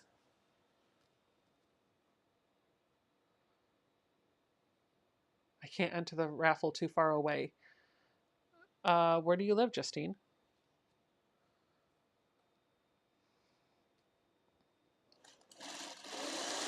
Oh, Roger entered. Roger, if you win, are you going to give it to Bill? You know, he's going to keep it for himself because Bill's got him crawling around on the floor playing That's with true. pins. Yeah, that's true.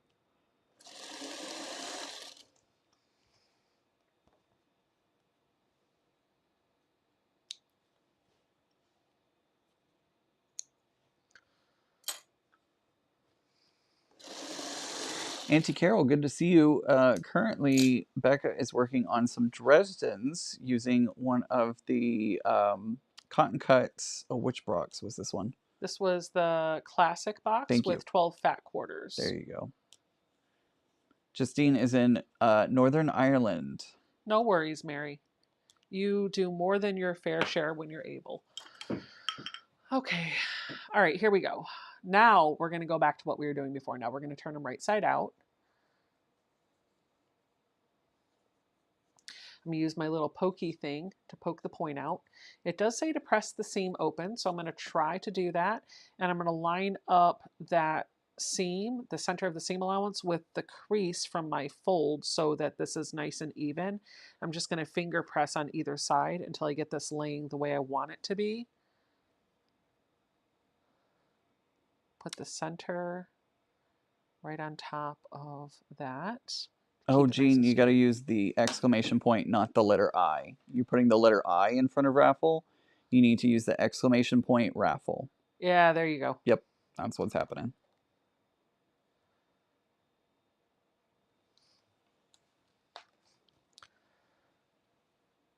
And so now we end up with bits that look like this. So we're going to do that to all of these. Ian, are you going to try to guess the layout for Tree of Life next week before the reveal on November 1st? So I did guess it before I left DFW, and I will hold off on letting you know how close I was. But I kind of had to get it, like, a guess put together really quickly because I had to pack everything and get it shipped. So I didn't get as much time as I wanted to taking a guess. Donna Price is in Texas, is that right? I believe so. Yeah. She said that she loved Yes, whiskey cake. Roger, yes, that's correct. Tell Bill after the live to FaceTime me or call me, whatever, because he doesn't have an iPhone. But you have to use the cake setting for the pumpkin bread on your bread machine, and it will look like cake batter because it's basically a cake. Cake. I know. I'm going to make that for the Halloween party for the guild. Pumpkin bread. I gotta figure out what I'm gonna take because it's a potluck. You should bring cinnamon raisin bread that I put in the bread maker. Yum. Because there won't be enough pieces Oh, for that's everybody true. from my That's one true. bread. And I've got everything. I was going to tell, for a minute, I was thinking Donna Price was Dragonflies by Donna, who's close by. And I was like, well, if you need, like, if I ever have free time, I could show you here. But she has Pro she's in Fort Stitcher. Worth. She's in Fort Worth. So that would be a little bit of a... That's a bit of a drive. I will tell you, Pro Stitcher has amazing videos. They're bite-sized. They teach you exactly what you need to know. And they go through the whole playlist, get familiarized with it. But also Adam's So Fun does a lot of Pro Stitcher videos. Yes, he does. Mary's saying we need to clarify that the winner must be in the US. Or not this time, because I'm shipping it.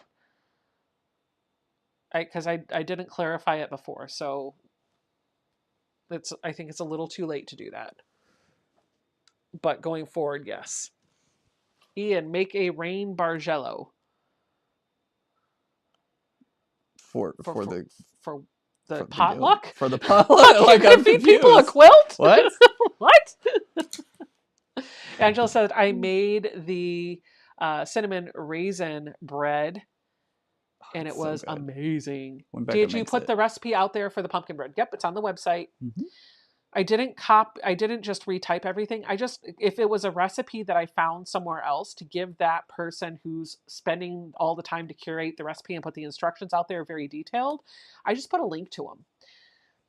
If there are ones that I didn't have a link for, which really right now I think is just my honey bread recipe that I actually got from my friend Janine, I typed that up for you. But it's on the website. If you go to sobecca.com under the About section, I think there's a section called Baking with Becca, and the recipes are all there. Barbara, same raffle.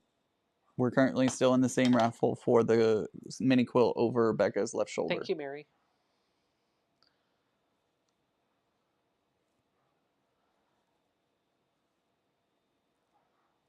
Why is Beetlejuice going crazy? I'll go check on them for you. Thank you. I appreciate that. Don't fall. I won't. You almost did.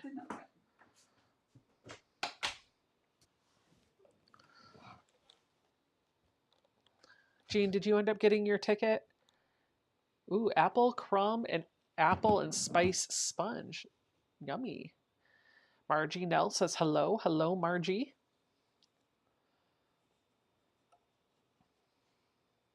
Love Adam. Had a class with him in Celeste, Texas. He has a lot of fun. Yeah, I've been between the Handy Quilter videos and Adam's videos, I've been picking up a lot. I feel confident enough that I can, like, I'm now at the stage where I feel comfortable enough to load and quilt a whole quilt without having to consult a video to teach me how to do it. I'm not Beth. I'm not Angela Walters. But I am having fun learning. Yes, Shelly, I did. We loved it. The seed bread recipe that you sent to me was delicious. If that's something you're okay with me sharing with the rest of the world, I could put it out on the Baking with Becca and I can give you credit for it. But I guess it just never occurred to me to ask to do that. So just let me know. What was going on? There was a woo-woo out there. Oh, a woo-woo? A woo-woo. A woo-woo. It kind of scared me for a moment because they acted like they needed to go outside, and so I took them out. And, oh, so nice. Thank you. It must have been far off in the distance, but it started off like a coyote howl. Oh, really? And I was like, oh, there's coyotes! And then it like kept going, and I was like, oh no, that's a siren. Never mind.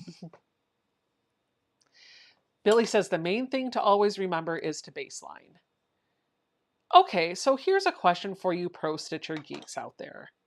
Because this happens, and it's happened even when I did baseline.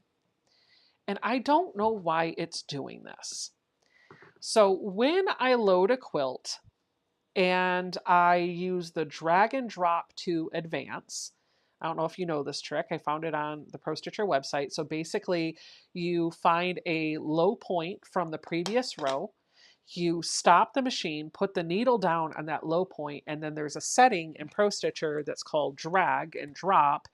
When it's turned on one way, it says drag. When it's turned on the other way, it says drop. So you turn that on, and then you advance the quilt. And then once you're done advancing the quilt, you confirm that the next row is within the space that's quiltable on the frame. And then you bring the needle up and you turn that setting off. And supposedly, you're supposed to be able to just resume after you've trimmed. You did this after you trim your threads, right? After it makes the pass.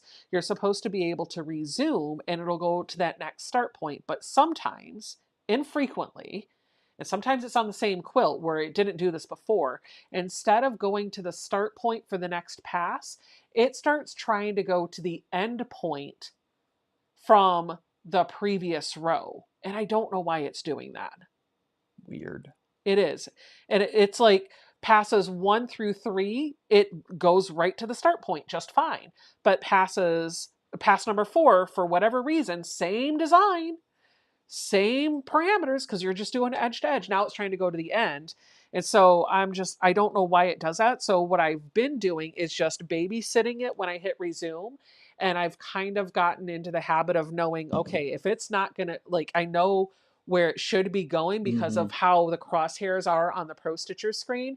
If it's not going to that dot and it's starting to veer over here, I've gotten really good at hitting the cancel button and starting it all over. And thanks to a video from Adam So Fun, setting it to have a new start point, and then it's all good there. I was just curious. I just don't know why it's doing that. Jackie had a question for us. She says, do you sew your binding to the back or to the front of your quilts? It depends on how I'm going to finish my binding. So if I'm going to hand tack it down to the back and I want that really pretty finished quilt show type binding look, then I will sew it to the front and wrap it around and sew it to the back. I don't hand sew it down to the back, but my friend Mary will for me if I want that look. I usually will usually tack it down to the back of the machine, to the back of the quilt by machine, and then I will wrap it around to the front, and I will stitch right next to the edge with a coordinating thread color onto the binding.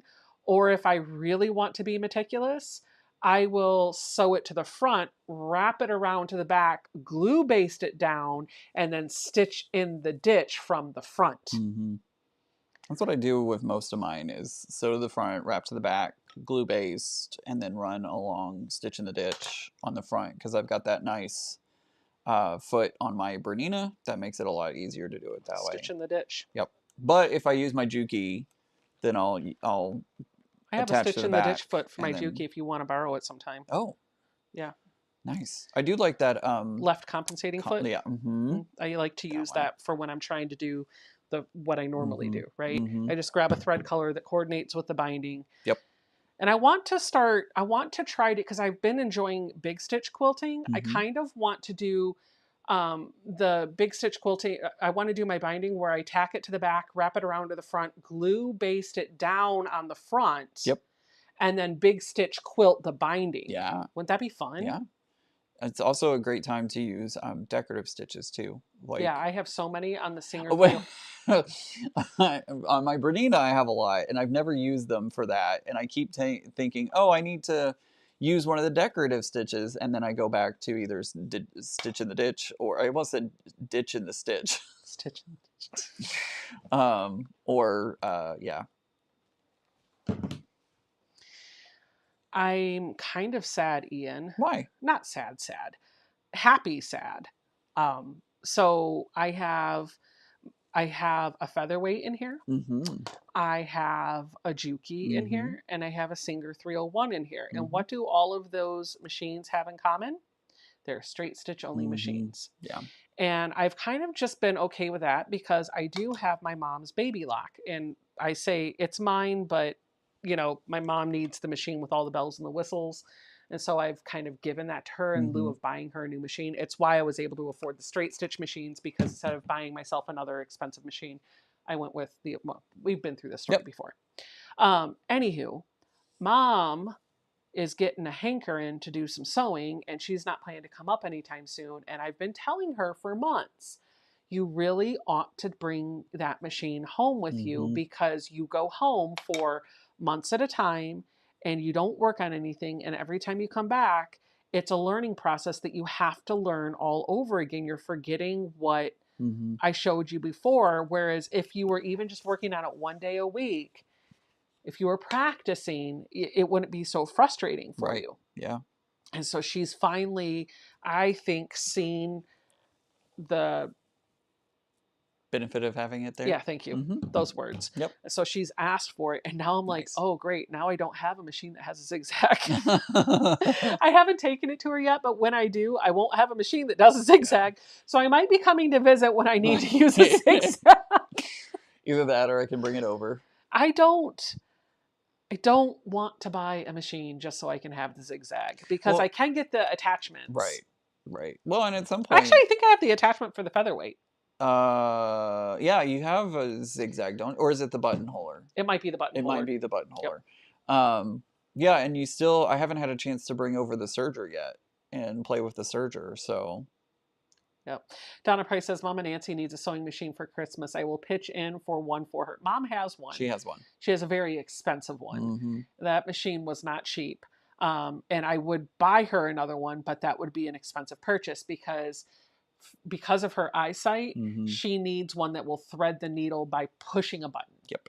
And so like the baby lock that she has, it's literally go through 1, 2, 3, and then you press the button and it does the thing. So, Yep. and the amount of light on it is crazy. So she's got a good machine. She just doesn't use it. All right, so now that I have all of these made, the next step is going to be to kind of lay them out in a way that is pleasing to my eye. So all I'm going to do, there should be 10 of them. I'm just going to kind of alternate all the way around. I want to try to avoid having any two of the same ones touching.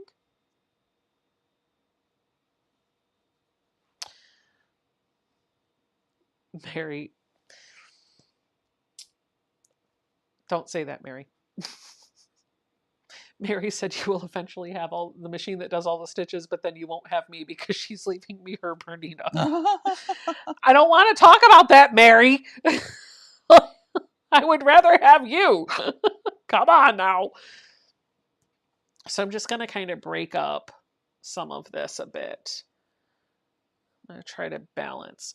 Once I have this laid out in a way that makes my eye happy, which, wow, that looks pretty good. I love it when I stop and look at something in the camera because then I see it. I see the design pop because right now it looks like a mess. But now you can kind of see this star shape starting to take place. These are all finished, so I'm good. All I'm going to do is line these up. I like to build out half at a time and then put the other half together. So because I needed, was it 9? Well, I won't be able to do exactly half. We're just going to sew a 1/4 inch along this raw edge. We're just going to make sure that those folds are nice and lined up, and we're going to keep building onto this.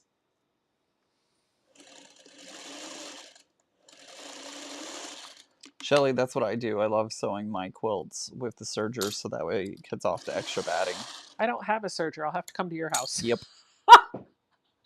And then I'm going to press this seam open just to get that to lay a bit flatter. Flatter. I have some mint flatter over there that I love the smell of, but I like the way Best Press makes the fabric feel better. And then we're going to pick up the next one and line up those raw edges and the folds and take another 1/4 inch. I like the pineapple. Oh, really? That's my favorite. Yeah. I don't remember what the pineapple smells like. Because I've gotten pineapple, berry, and unscented, and I like the I pineapple wonder if I best. mix the scent, the flatter scent, with a bit of unscented Best Press, if it would do a bit better of a job. I don't know. That's a good question.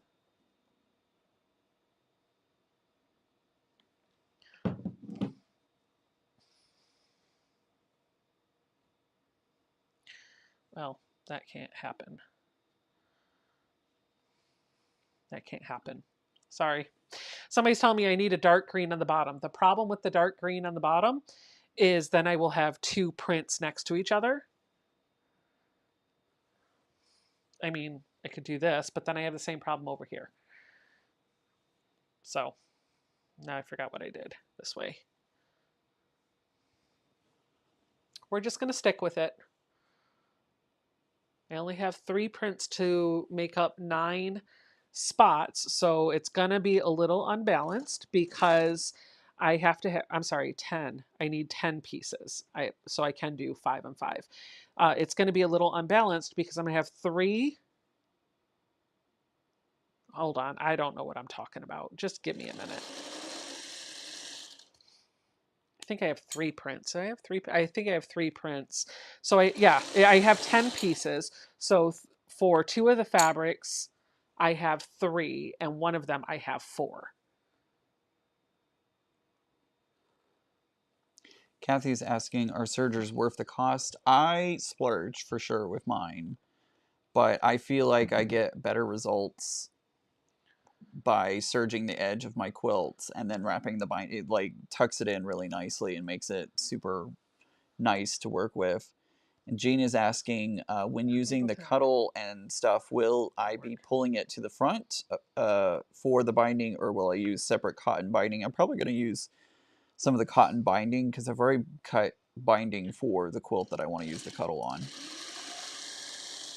I want to get some silk to do a binding, like those silky edges that you used to get on blankets. Oh, yeah, yeah, yeah. I used to love that on a blanket. I remember when I was younger, I used to carry around a blanket because of the silk on the edge of it. I like to rub the silk together.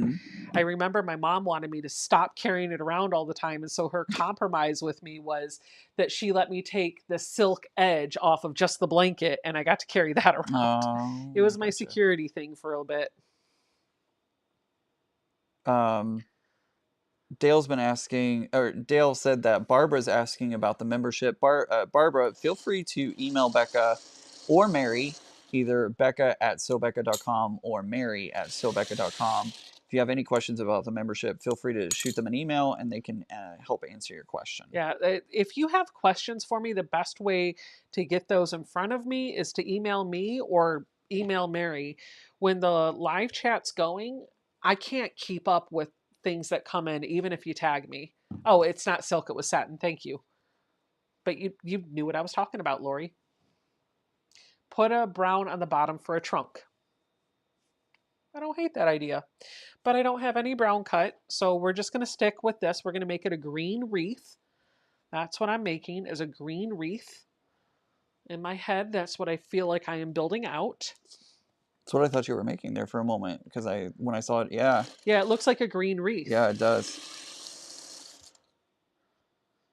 Oh, Mary just texted me, and I don't have the text window open. Has been asking, oh. She literally said, oh, never mind. Ian's got it already. That's the hard part about the 30-second delay. It is. You know, as YouTubers, we sometimes we'll see something or address something 30 seconds ahead of when everybody else sees it. So I always feel like a goob when I'm in your live chat and I'm texting you, because you do a good job of keeping up with the chat too. If I'm not sitting there right there with you to read them off, you've already answered it, you've already acknowledged it, and I'm just like, oh, well, now I'm the one behind here, not you. Amazon has all sorts of satin binding. I'll have to check that out. I'd like to put that on a quilt.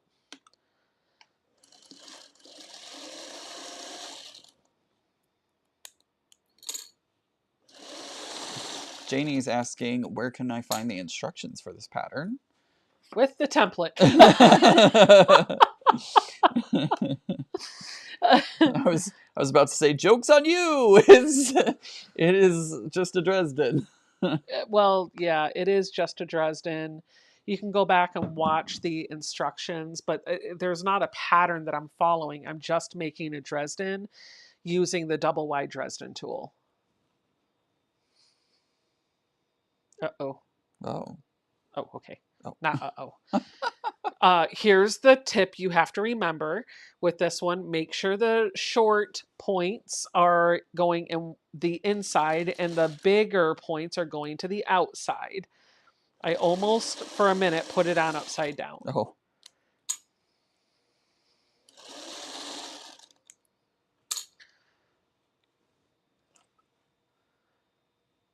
Where can we find... Oh, Janine is the one that asked that? Yep. Mm-hmm. Did she ask multiple times, or am I just slow? You just looked up and saw the same comment I just read off. Oh, okay. I'm just slow. Got it. Nope. I mean, you're kind of sewing at the moment, so kind of. It's not really sewing. It's always so helpful to have somebody else read the comments and it is whatnot while you're and it's doing so it like you're like, oh, this was great, that you feel good about the live, and then the next week when you're not here and I do it, I'm like, what do I do? Like, I feel awkward. I'm like, why are people even watching me right now? It's very quiet. Why are we even here? There is nothing entertaining about this, is there? Ian's not here with me. I feel the same way like when Mary's here too. I'm just like, oh,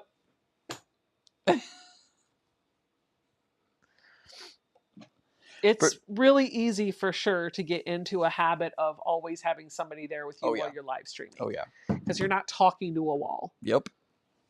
It's nice to have somebody to banter back with instead of just talking to yourself. Especially if it's somebody that you have a good rapport with and you're vibing with. Definitely. Definitely. Brenda, it does kind of look like a Christmas wreath, doesn't it? I think we're going to call it a Christmas wreath. There you go. But I think you could turn it easily into a tree, right?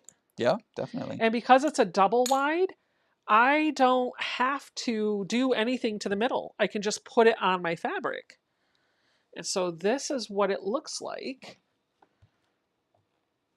And I'm going to lay it out here and give it one more good press. Oh, wow. I love it. I'm going to give it some starch because I can. It's my project. I can do what I want.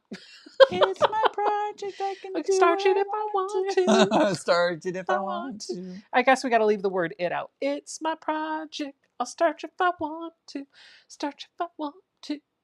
You would starch too if it happened to you. Ba-da-ba-da-ba.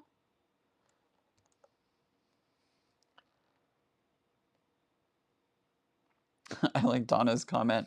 Donna says, I share a craft room with my husband, and by share, I mean he has a desk and I take the rest of the room. So this is really, really all that you're doing. And I think I can use all of those greens in that box to make a few different green wreaths. Oh my goodness. Look at that star in the middle. I know, it's awesome. I like that. Kind of love this. That's really cool. Uh-oh, Heather's now challenging me because she says, I was assuming it was a Christmas wreath, but I joined late. Is Ian going to make a Halloween wreath? I mean, you have time. This is, once again, guys, this is the Double Wide Dresden Ruler from me and my sister Designs. And the difference here from a regular Dresden is that there are no raw edges. So this side is finished and this side is finished. And so now I get this secondary pattern when I put it on top of something. So if I were to bring in that red fabric that we've been oohing about from the beginning and put this against the back, this is what it would look like. And doesn't that scream Christmas? And Ian will wait 30 seconds until it shows up on his phone. Yeah, I know. Oh my gosh. I'm holding my phone at the moment. Especially if I take the time to kind of fussy place it just like that. And Shelby said, I knew it would work. Oh, that does look really nice. I like that. Vicky, stay tuned. That's all I'm going to say. Yeah. Yep. Stay tuned. We got to get that locked in. But I think you guys are waiting on some information from me, and I'm waiting on some information from work. So TBD. Now you don't have to do any needle turn. You can do a hand applique. You can just hand sew this down to the red fabric, or you can take it to your machine and do an edge stitch. You could even do quilt as you go. So if I were making a table runner or a wall hanging or something small, I could do it on the long arm too, honestly. Oh, I could do it on the long arm. You could. I could take a whole cloth, it doesn't matter what you do this on, and make a quilt sandwich with my quilt top on top, my quilt backing on the bottom, and the batting in the middle. That's it. Base that together, however you're going to do it, long arm or whatever. And then I can place these wherever I want them. And the quilting could literally be edge stitching around the inside here and then the outside. And then this, what you're going to see from the back is just the shapes of the stars, nothing else. And that should, depending on how you have your Dresden laid out on your quilt, that should be enough quilting to hold it together. Laura's asking, she says she really likes that, and she's asking, is that a specific brand of Dresden template? Yep, it is the Double Wide Dresden Ruler from me and my sister Designs.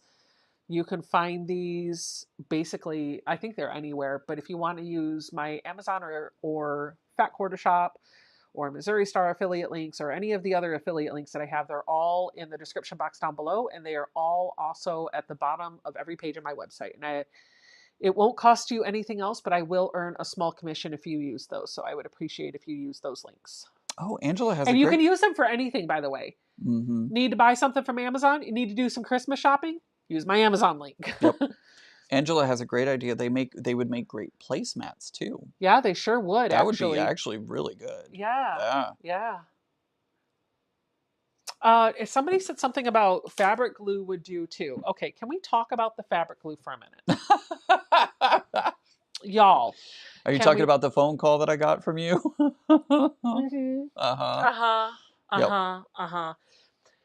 So,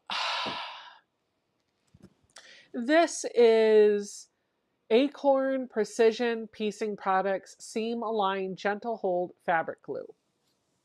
I have used this. I have used other fabric glues, and Ian always talks about, so I use them like when I'm trying to secure them to FPP or something, and they work great for that. If I'm trying to secure paper down, fabric to the paper for foundation paper piecing. But Ian keeps talking about how he likes to glue his bindings down before he stitches them. And it gives him a really nice clean finish and all this other stuff. And so I'm sitting here with a mini quilt and I'm drawing a tiny little bead of this glue all the way around. And not a whole lot comes out of this. It doesn't move very fast. And I'm putting the bead of glue, just a couple drops in, and then I'm quickly putting the iron on top of the binding, and it's not holding. I've got to use a ton of this to get the binding to stay on the quilt. And so I was like, Ian, what am I doing wrong? You glue. He's like, okay, what glue are you using? And so I told him, he's like, no, you're using the wrong glue. I was like, okay, what glue do I need to use? Elmer's. I was like, seriously? Elmer's glue? This is what I need to use? And he's like, yes, it'll work. I was like, are you sure? He was like, yes, I promise. So I ordered a pack of 12 for like $5. Oh my gosh. Pack of 12 bottles like this. Ian, do you need some glue? I may, actually. I don't know where mine is. Yeah. It was like $5 and it was overnighted with a couple other things I needed from Amazon because girl math, right? If you're going to get free shipping, you might as well add more to the cart. I ordered this. It came the next day. And so then I sat down here and I drew on this quilt right here that I'm giving away tonight. I glued the binding down with this. Yep. It works. It works so well. And the best part is, if you use it on a regular size quilt and wash it, it comes right out. So whoever gets this quilt, and we'll pull the winner in just a minute, but whoever gets that quilt, I'm going to tell you, I'm going to tell on myself. So Ian was visiting one night this week after he told me the glue trick. What was it, Wednesday night you were sitting up here, we were talking, and I was working on the binding, whatever this was. I can't remember. I know it was before I went and got my allergy shots. And that allergy shots were on Thursday. Yeah. So I'm sitting here and I'm so proud of myself. I'm so proud because I've got the sleeve on it, and he showed me the trick about the 1/4 inch thing, which I'll show you at a different time. Where's that tutorial from? Like if you wanted to give the tutorial person a shout out. Cotton and Bourbon. Cotton and Bourbon has a tutorial on their website, cottonandbourbon.com. But so I followed his thing to put a little extra room in the sleeve so that it could accommodate a thicker pole rod, whatever. Stop laughing. I wasn't going to say anything. I even attached the sleeve into the binding, put the binding onto the front, wrapped it all the way around to the back, glued it to the back, got perfect miter corners, started stitching from the front, glued to the back, wrapped around to the front, started stitching from the front. And then I looked at it and went, oh no. And Ian goes, what's wrong? I was like, well, do you think the quilt is supposed to hang this way? Because this is where this is where, this is where I had you had it that sleeve. way. She's like, can I just give it away this way? Like, I don't think that's gonna work. I was like, oh no. So he goes, well, did you stitch the whole thing down? I was like, not the whole thing. The whole thing? But I had put a lot of Elmer's glue on the sleeve because I didn't know how much I needed. Yep. So I ripped it all off. I did not damage the fabric, but I'm going to tell you, there is dried glue on the back of this now. And if you want that to go away, you can wash this. I told you not to tell on yourself. Listen, somebody's going to get it and be like, why is it scratchy on the back? I got to tell on myself. So Linda says, I'll take it anyway. I know, I saw that. She'll take it this way. So that's the story. I'm sticking to it. I did. I'm so proud. I have to show off my horrible stitching.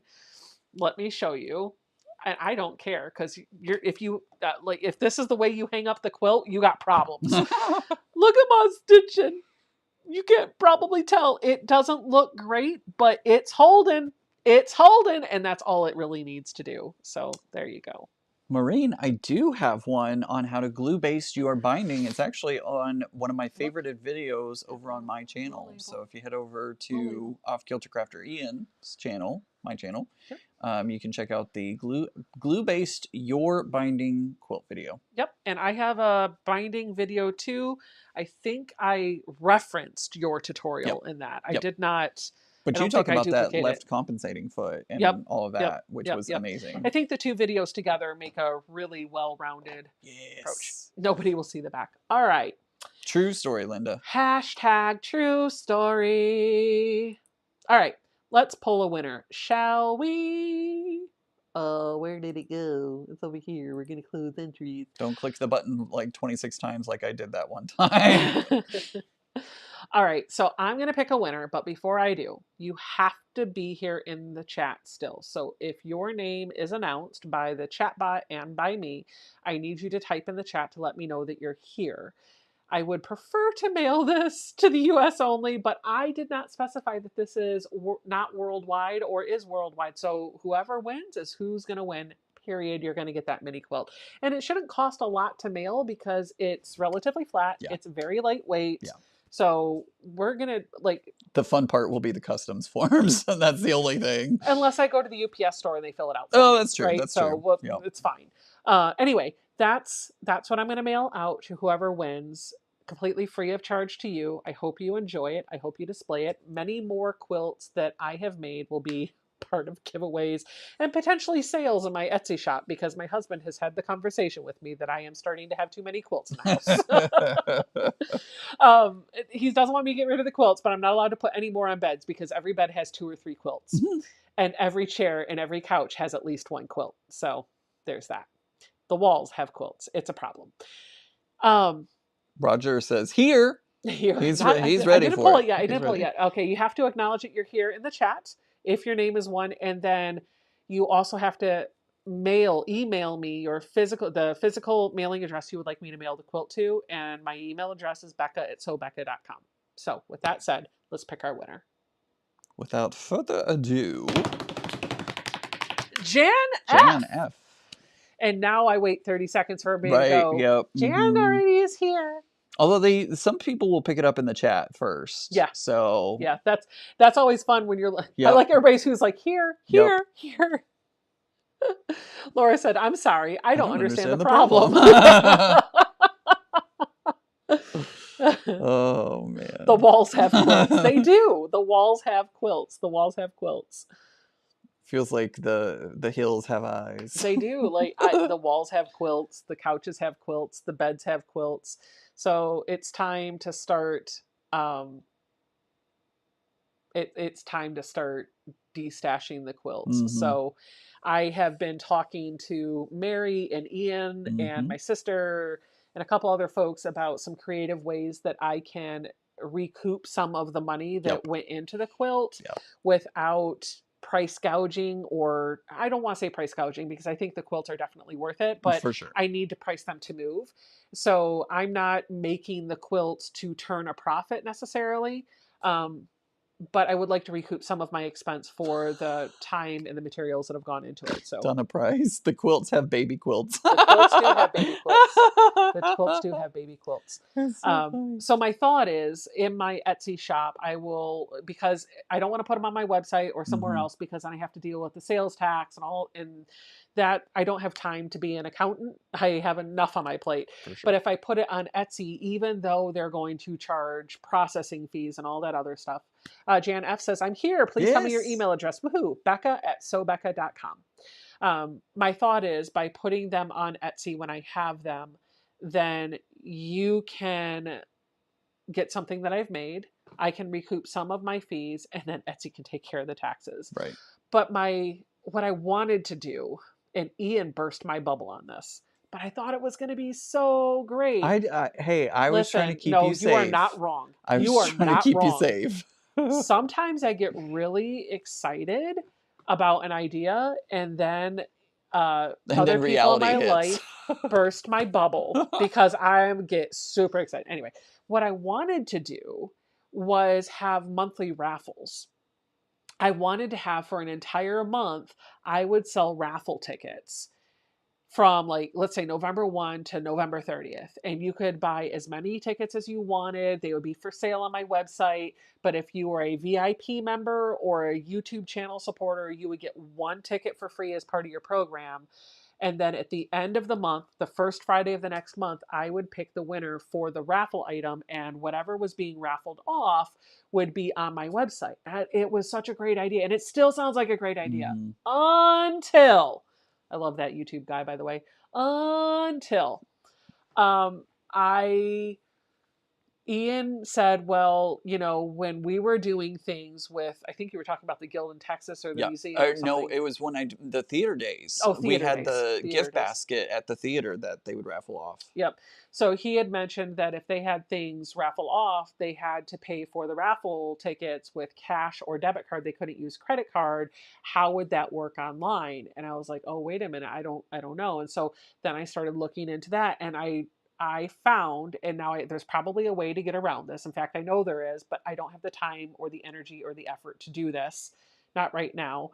But the takeaway is, if I am selling tickets for a prize, it is a form of gambling. Mm-hmm. If I am doing this as an educational organization or a nonprofit or a religious entity, those three things, it is allowed. But I have to be an entity that qualifies into one of those three areas, and I do not. Okay. So if that's the case, then what do? Well, if I still want to sell raffle tickets, then I have to comply with regulations surrounding gambling. Okay. Well, if I'm in the state of Virginia, not only do I have to comply with the state of Virginia, but I am opening that up to across state lines and maybe even outside of the country. So it is not regulated by Virginia. It would be regulated by the federal government. I don't have time. So while it sounds like a great idea, I'm just not doing it because I can't.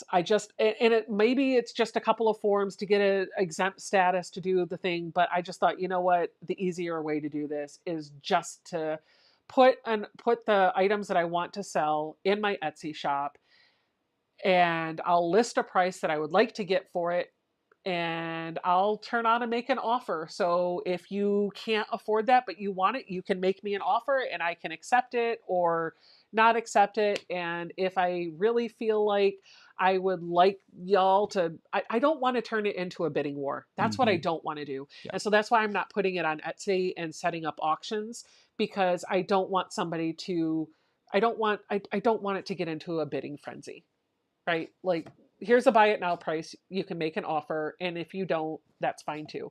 But Christmas is coming up, and I've got some quilts that I am going to be putting in the Etsy shop in the month of November. So if you want something, there you go. But I'm also going to follow a note from Tiffany, and we're going to use some more of my finished items as giveaways. So. Yep. Zaza's right. It's a whole can of worms. It is a whole can It of is a worms. whole can of worms. It is a whole can of worms. And like, I have a 9 to 5. I have a family. I want to make content. I want to make quilts. For everything that I say yes to, that's another thing I have to say no to. While it's a great idea, just because something's a great idea does not mean we should do it. So, and this is one of those. So Roger says, you don't trust the federal government? I don't want to deal with the federal government forms, okay? Yeah. How does Tiffany do hers? I know she has raffles on her channel, and people, listen, I don't want to put Tiffany's business out there. But that is technically, if you are, I think she's doing auctions. Actually, she is doing auctions. She's not doing raffles. She's asking you to bid. And then whoever wins the highest price, she has to coordinate with that person offline to send them an invoice, get their shipping information, and then send it out. And that's another headache that I really just don't want to deal with, because I don't have the time to chase down unpaid invoices or handle all that. Like, I just want it to be cut and dry. Somebody bought it, great. Etsy will print off the shipping label for me. I put it on the thing. I put it in the mail. Enjoy. So. What is the name of your Etsy shop? So Becca shop. There's a link in the chat.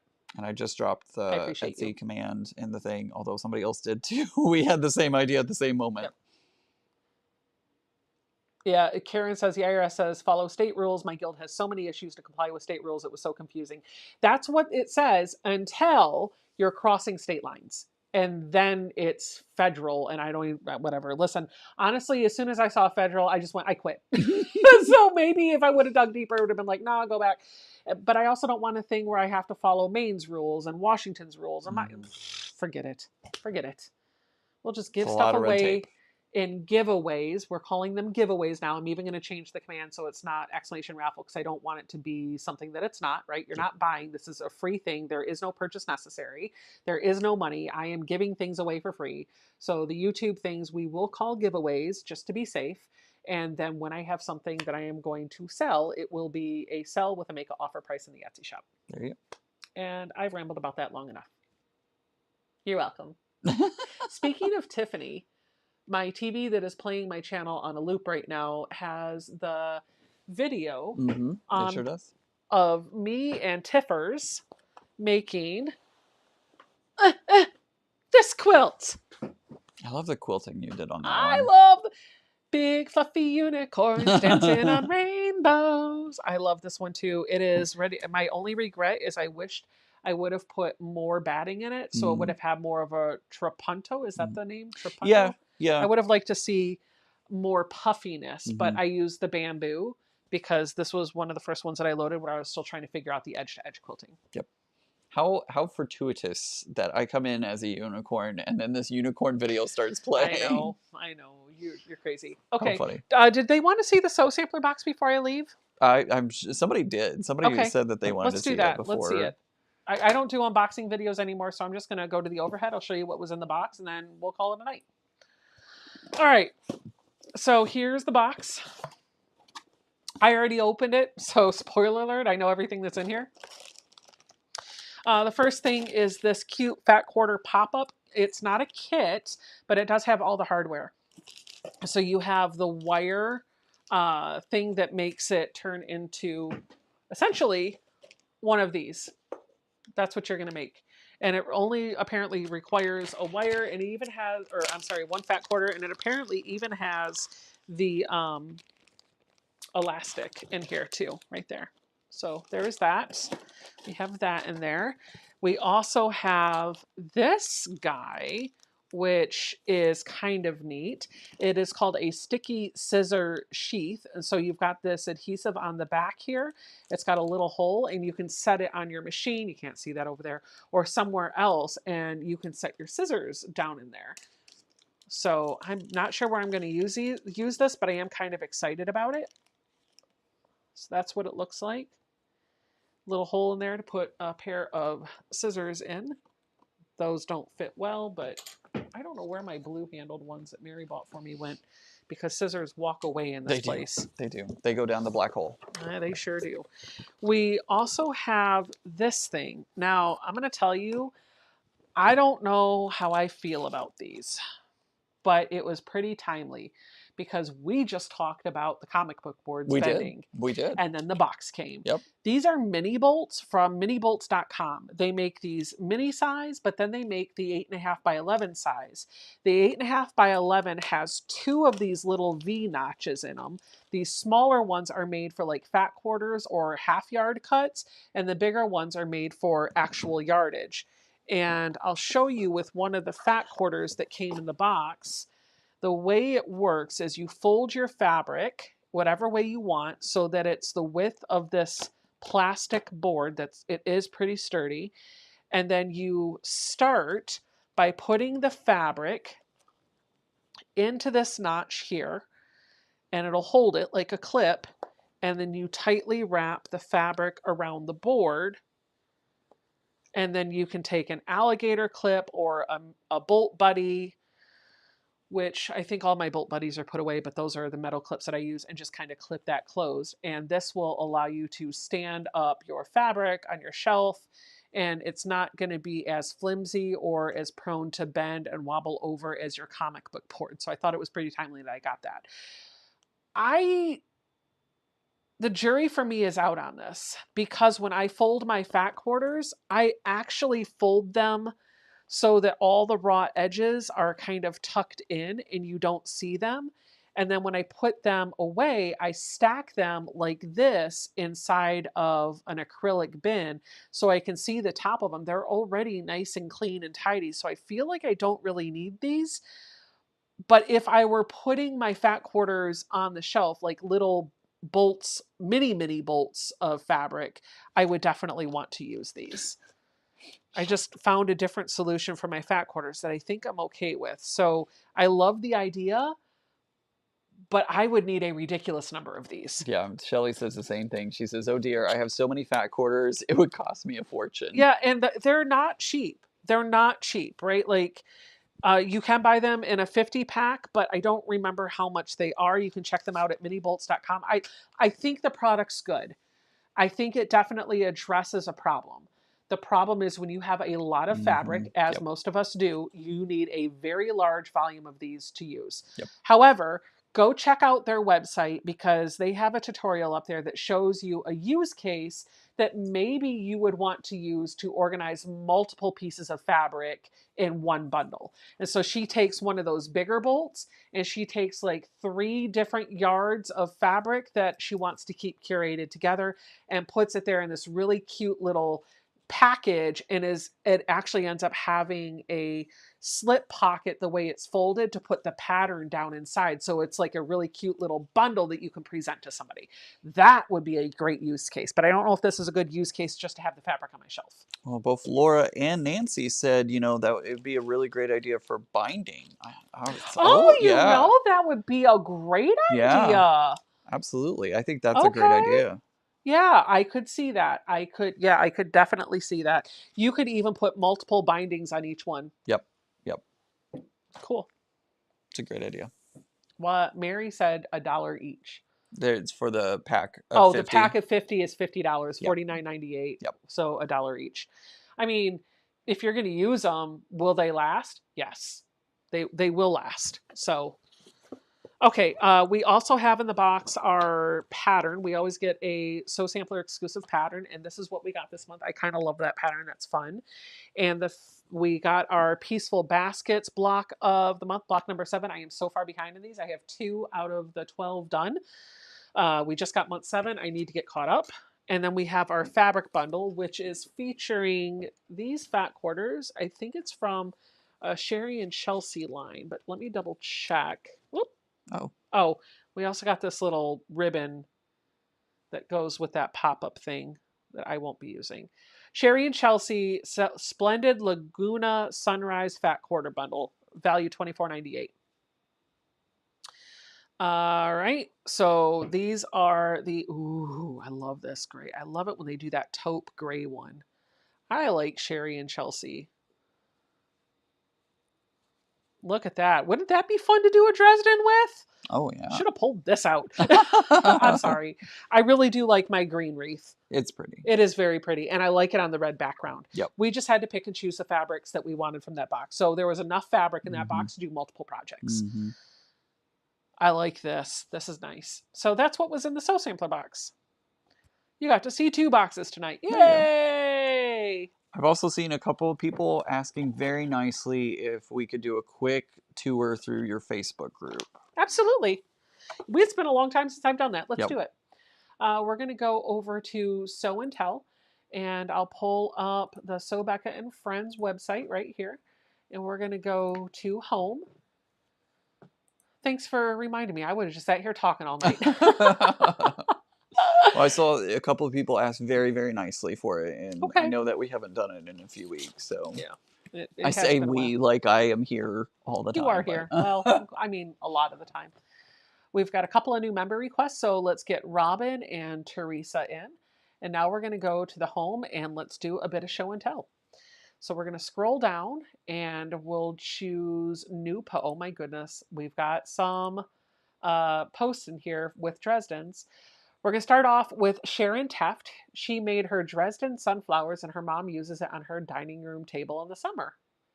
So pretty. The bad thing about this is you see the feed 30 seconds behind unless you're looking at the group. Right. Yeah. No, I'm in the group, looking at the group at the moment. Gotcha. Melissa says, I finished this earlier. It's a little snuggle puppy by Miss Daisy.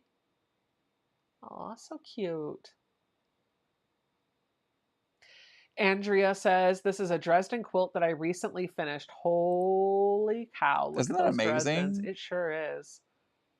Good night, Mary. Good night, Mare. Adieu, and you.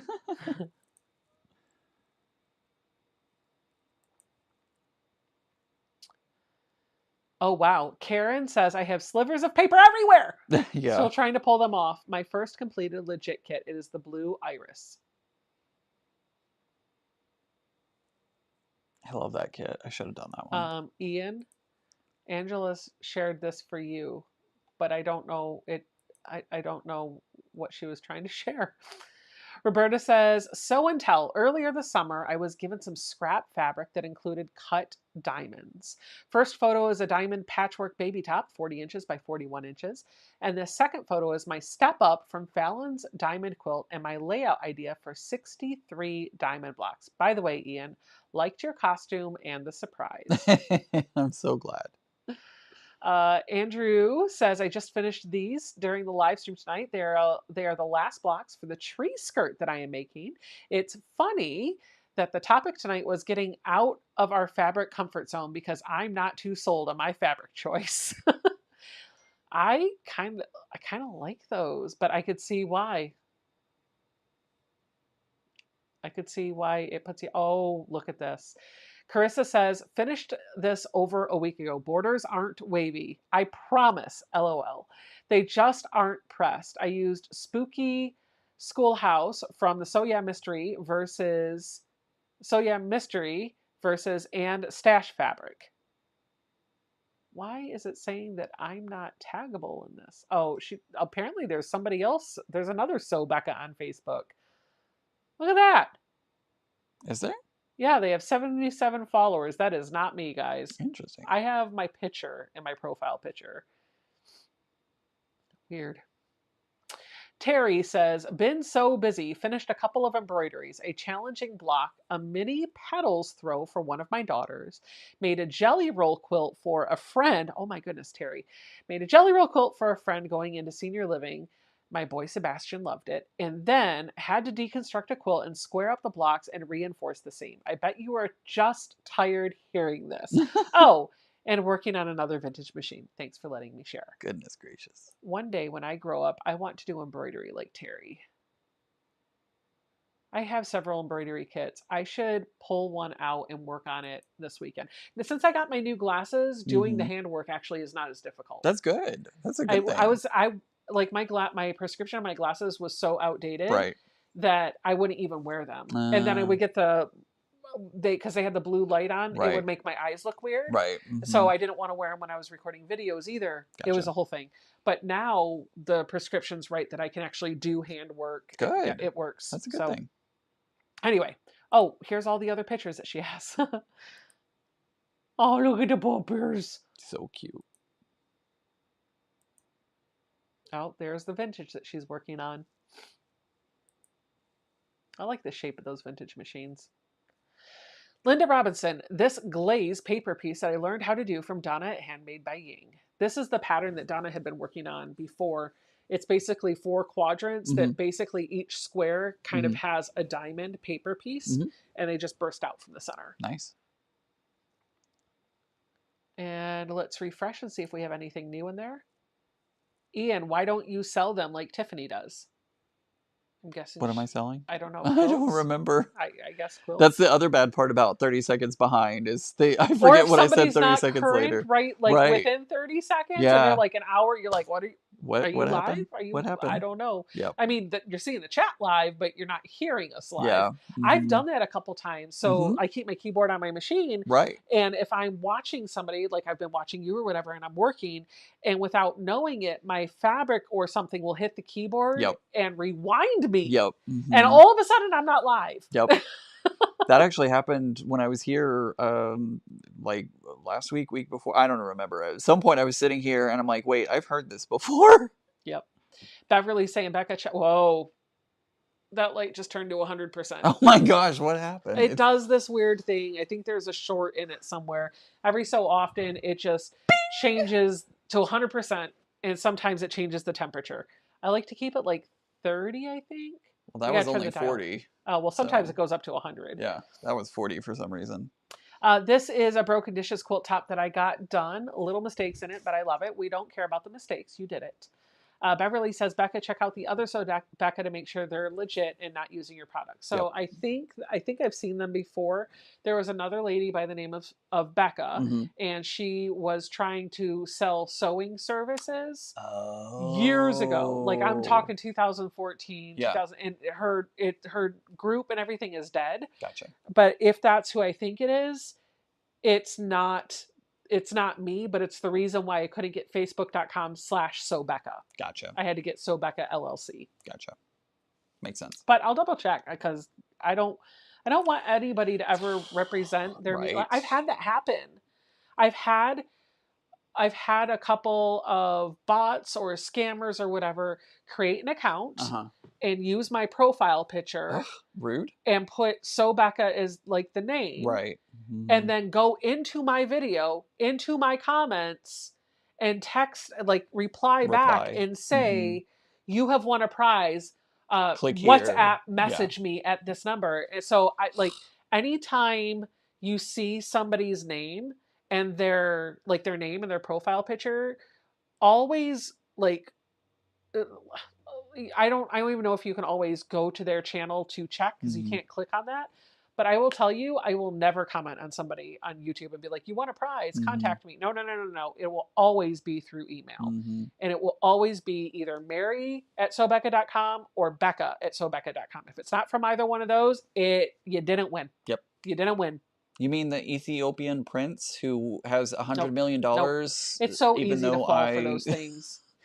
And you even got to be careful because they can even spoof what email address it's coming from. Yeah. So they can make it look like it's coming from my email address, but then when you reply, it'll go somewhere else. So if you get something from me and you think it's from me, the best thing to do is forward that email to me directly, and I'll talk to you. Like, be like, yeah, I'll tell you for sure. I'll be like, no, that wasn't me. Sorry, it was a scammer. Yeah, I definitely have gotten a couple where I had to really pay attention because it was almost legit, and then there was like one red flag that was like, oh, nope. We have exercises at work that help us stay diligent. They don't tell you when it's coming. The entire organization does not get it. But every so often, there is a phishing campaign, and they make those emails look legit. And if you click on the link, then they're like, oh, you shouldn't have clicked on that. And then they put you on a naughty list. And you get on the naughty list so many times. So I have gotten to the habit where anytime anything looks suspicious, I forward it on. and I follow the protocol to report it.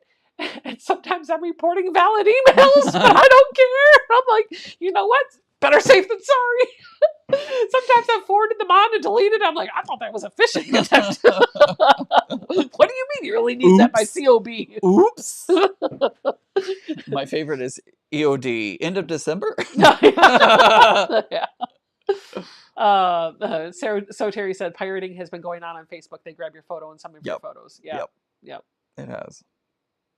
Yep. That's right, Terry. You've got it all right. By the way, Barbara, beautiful broken dishes quilt top. And then we're back to the beginning with the sunflower. We'll refresh one more time. Now it's been like 5 hours. Mm-hmm.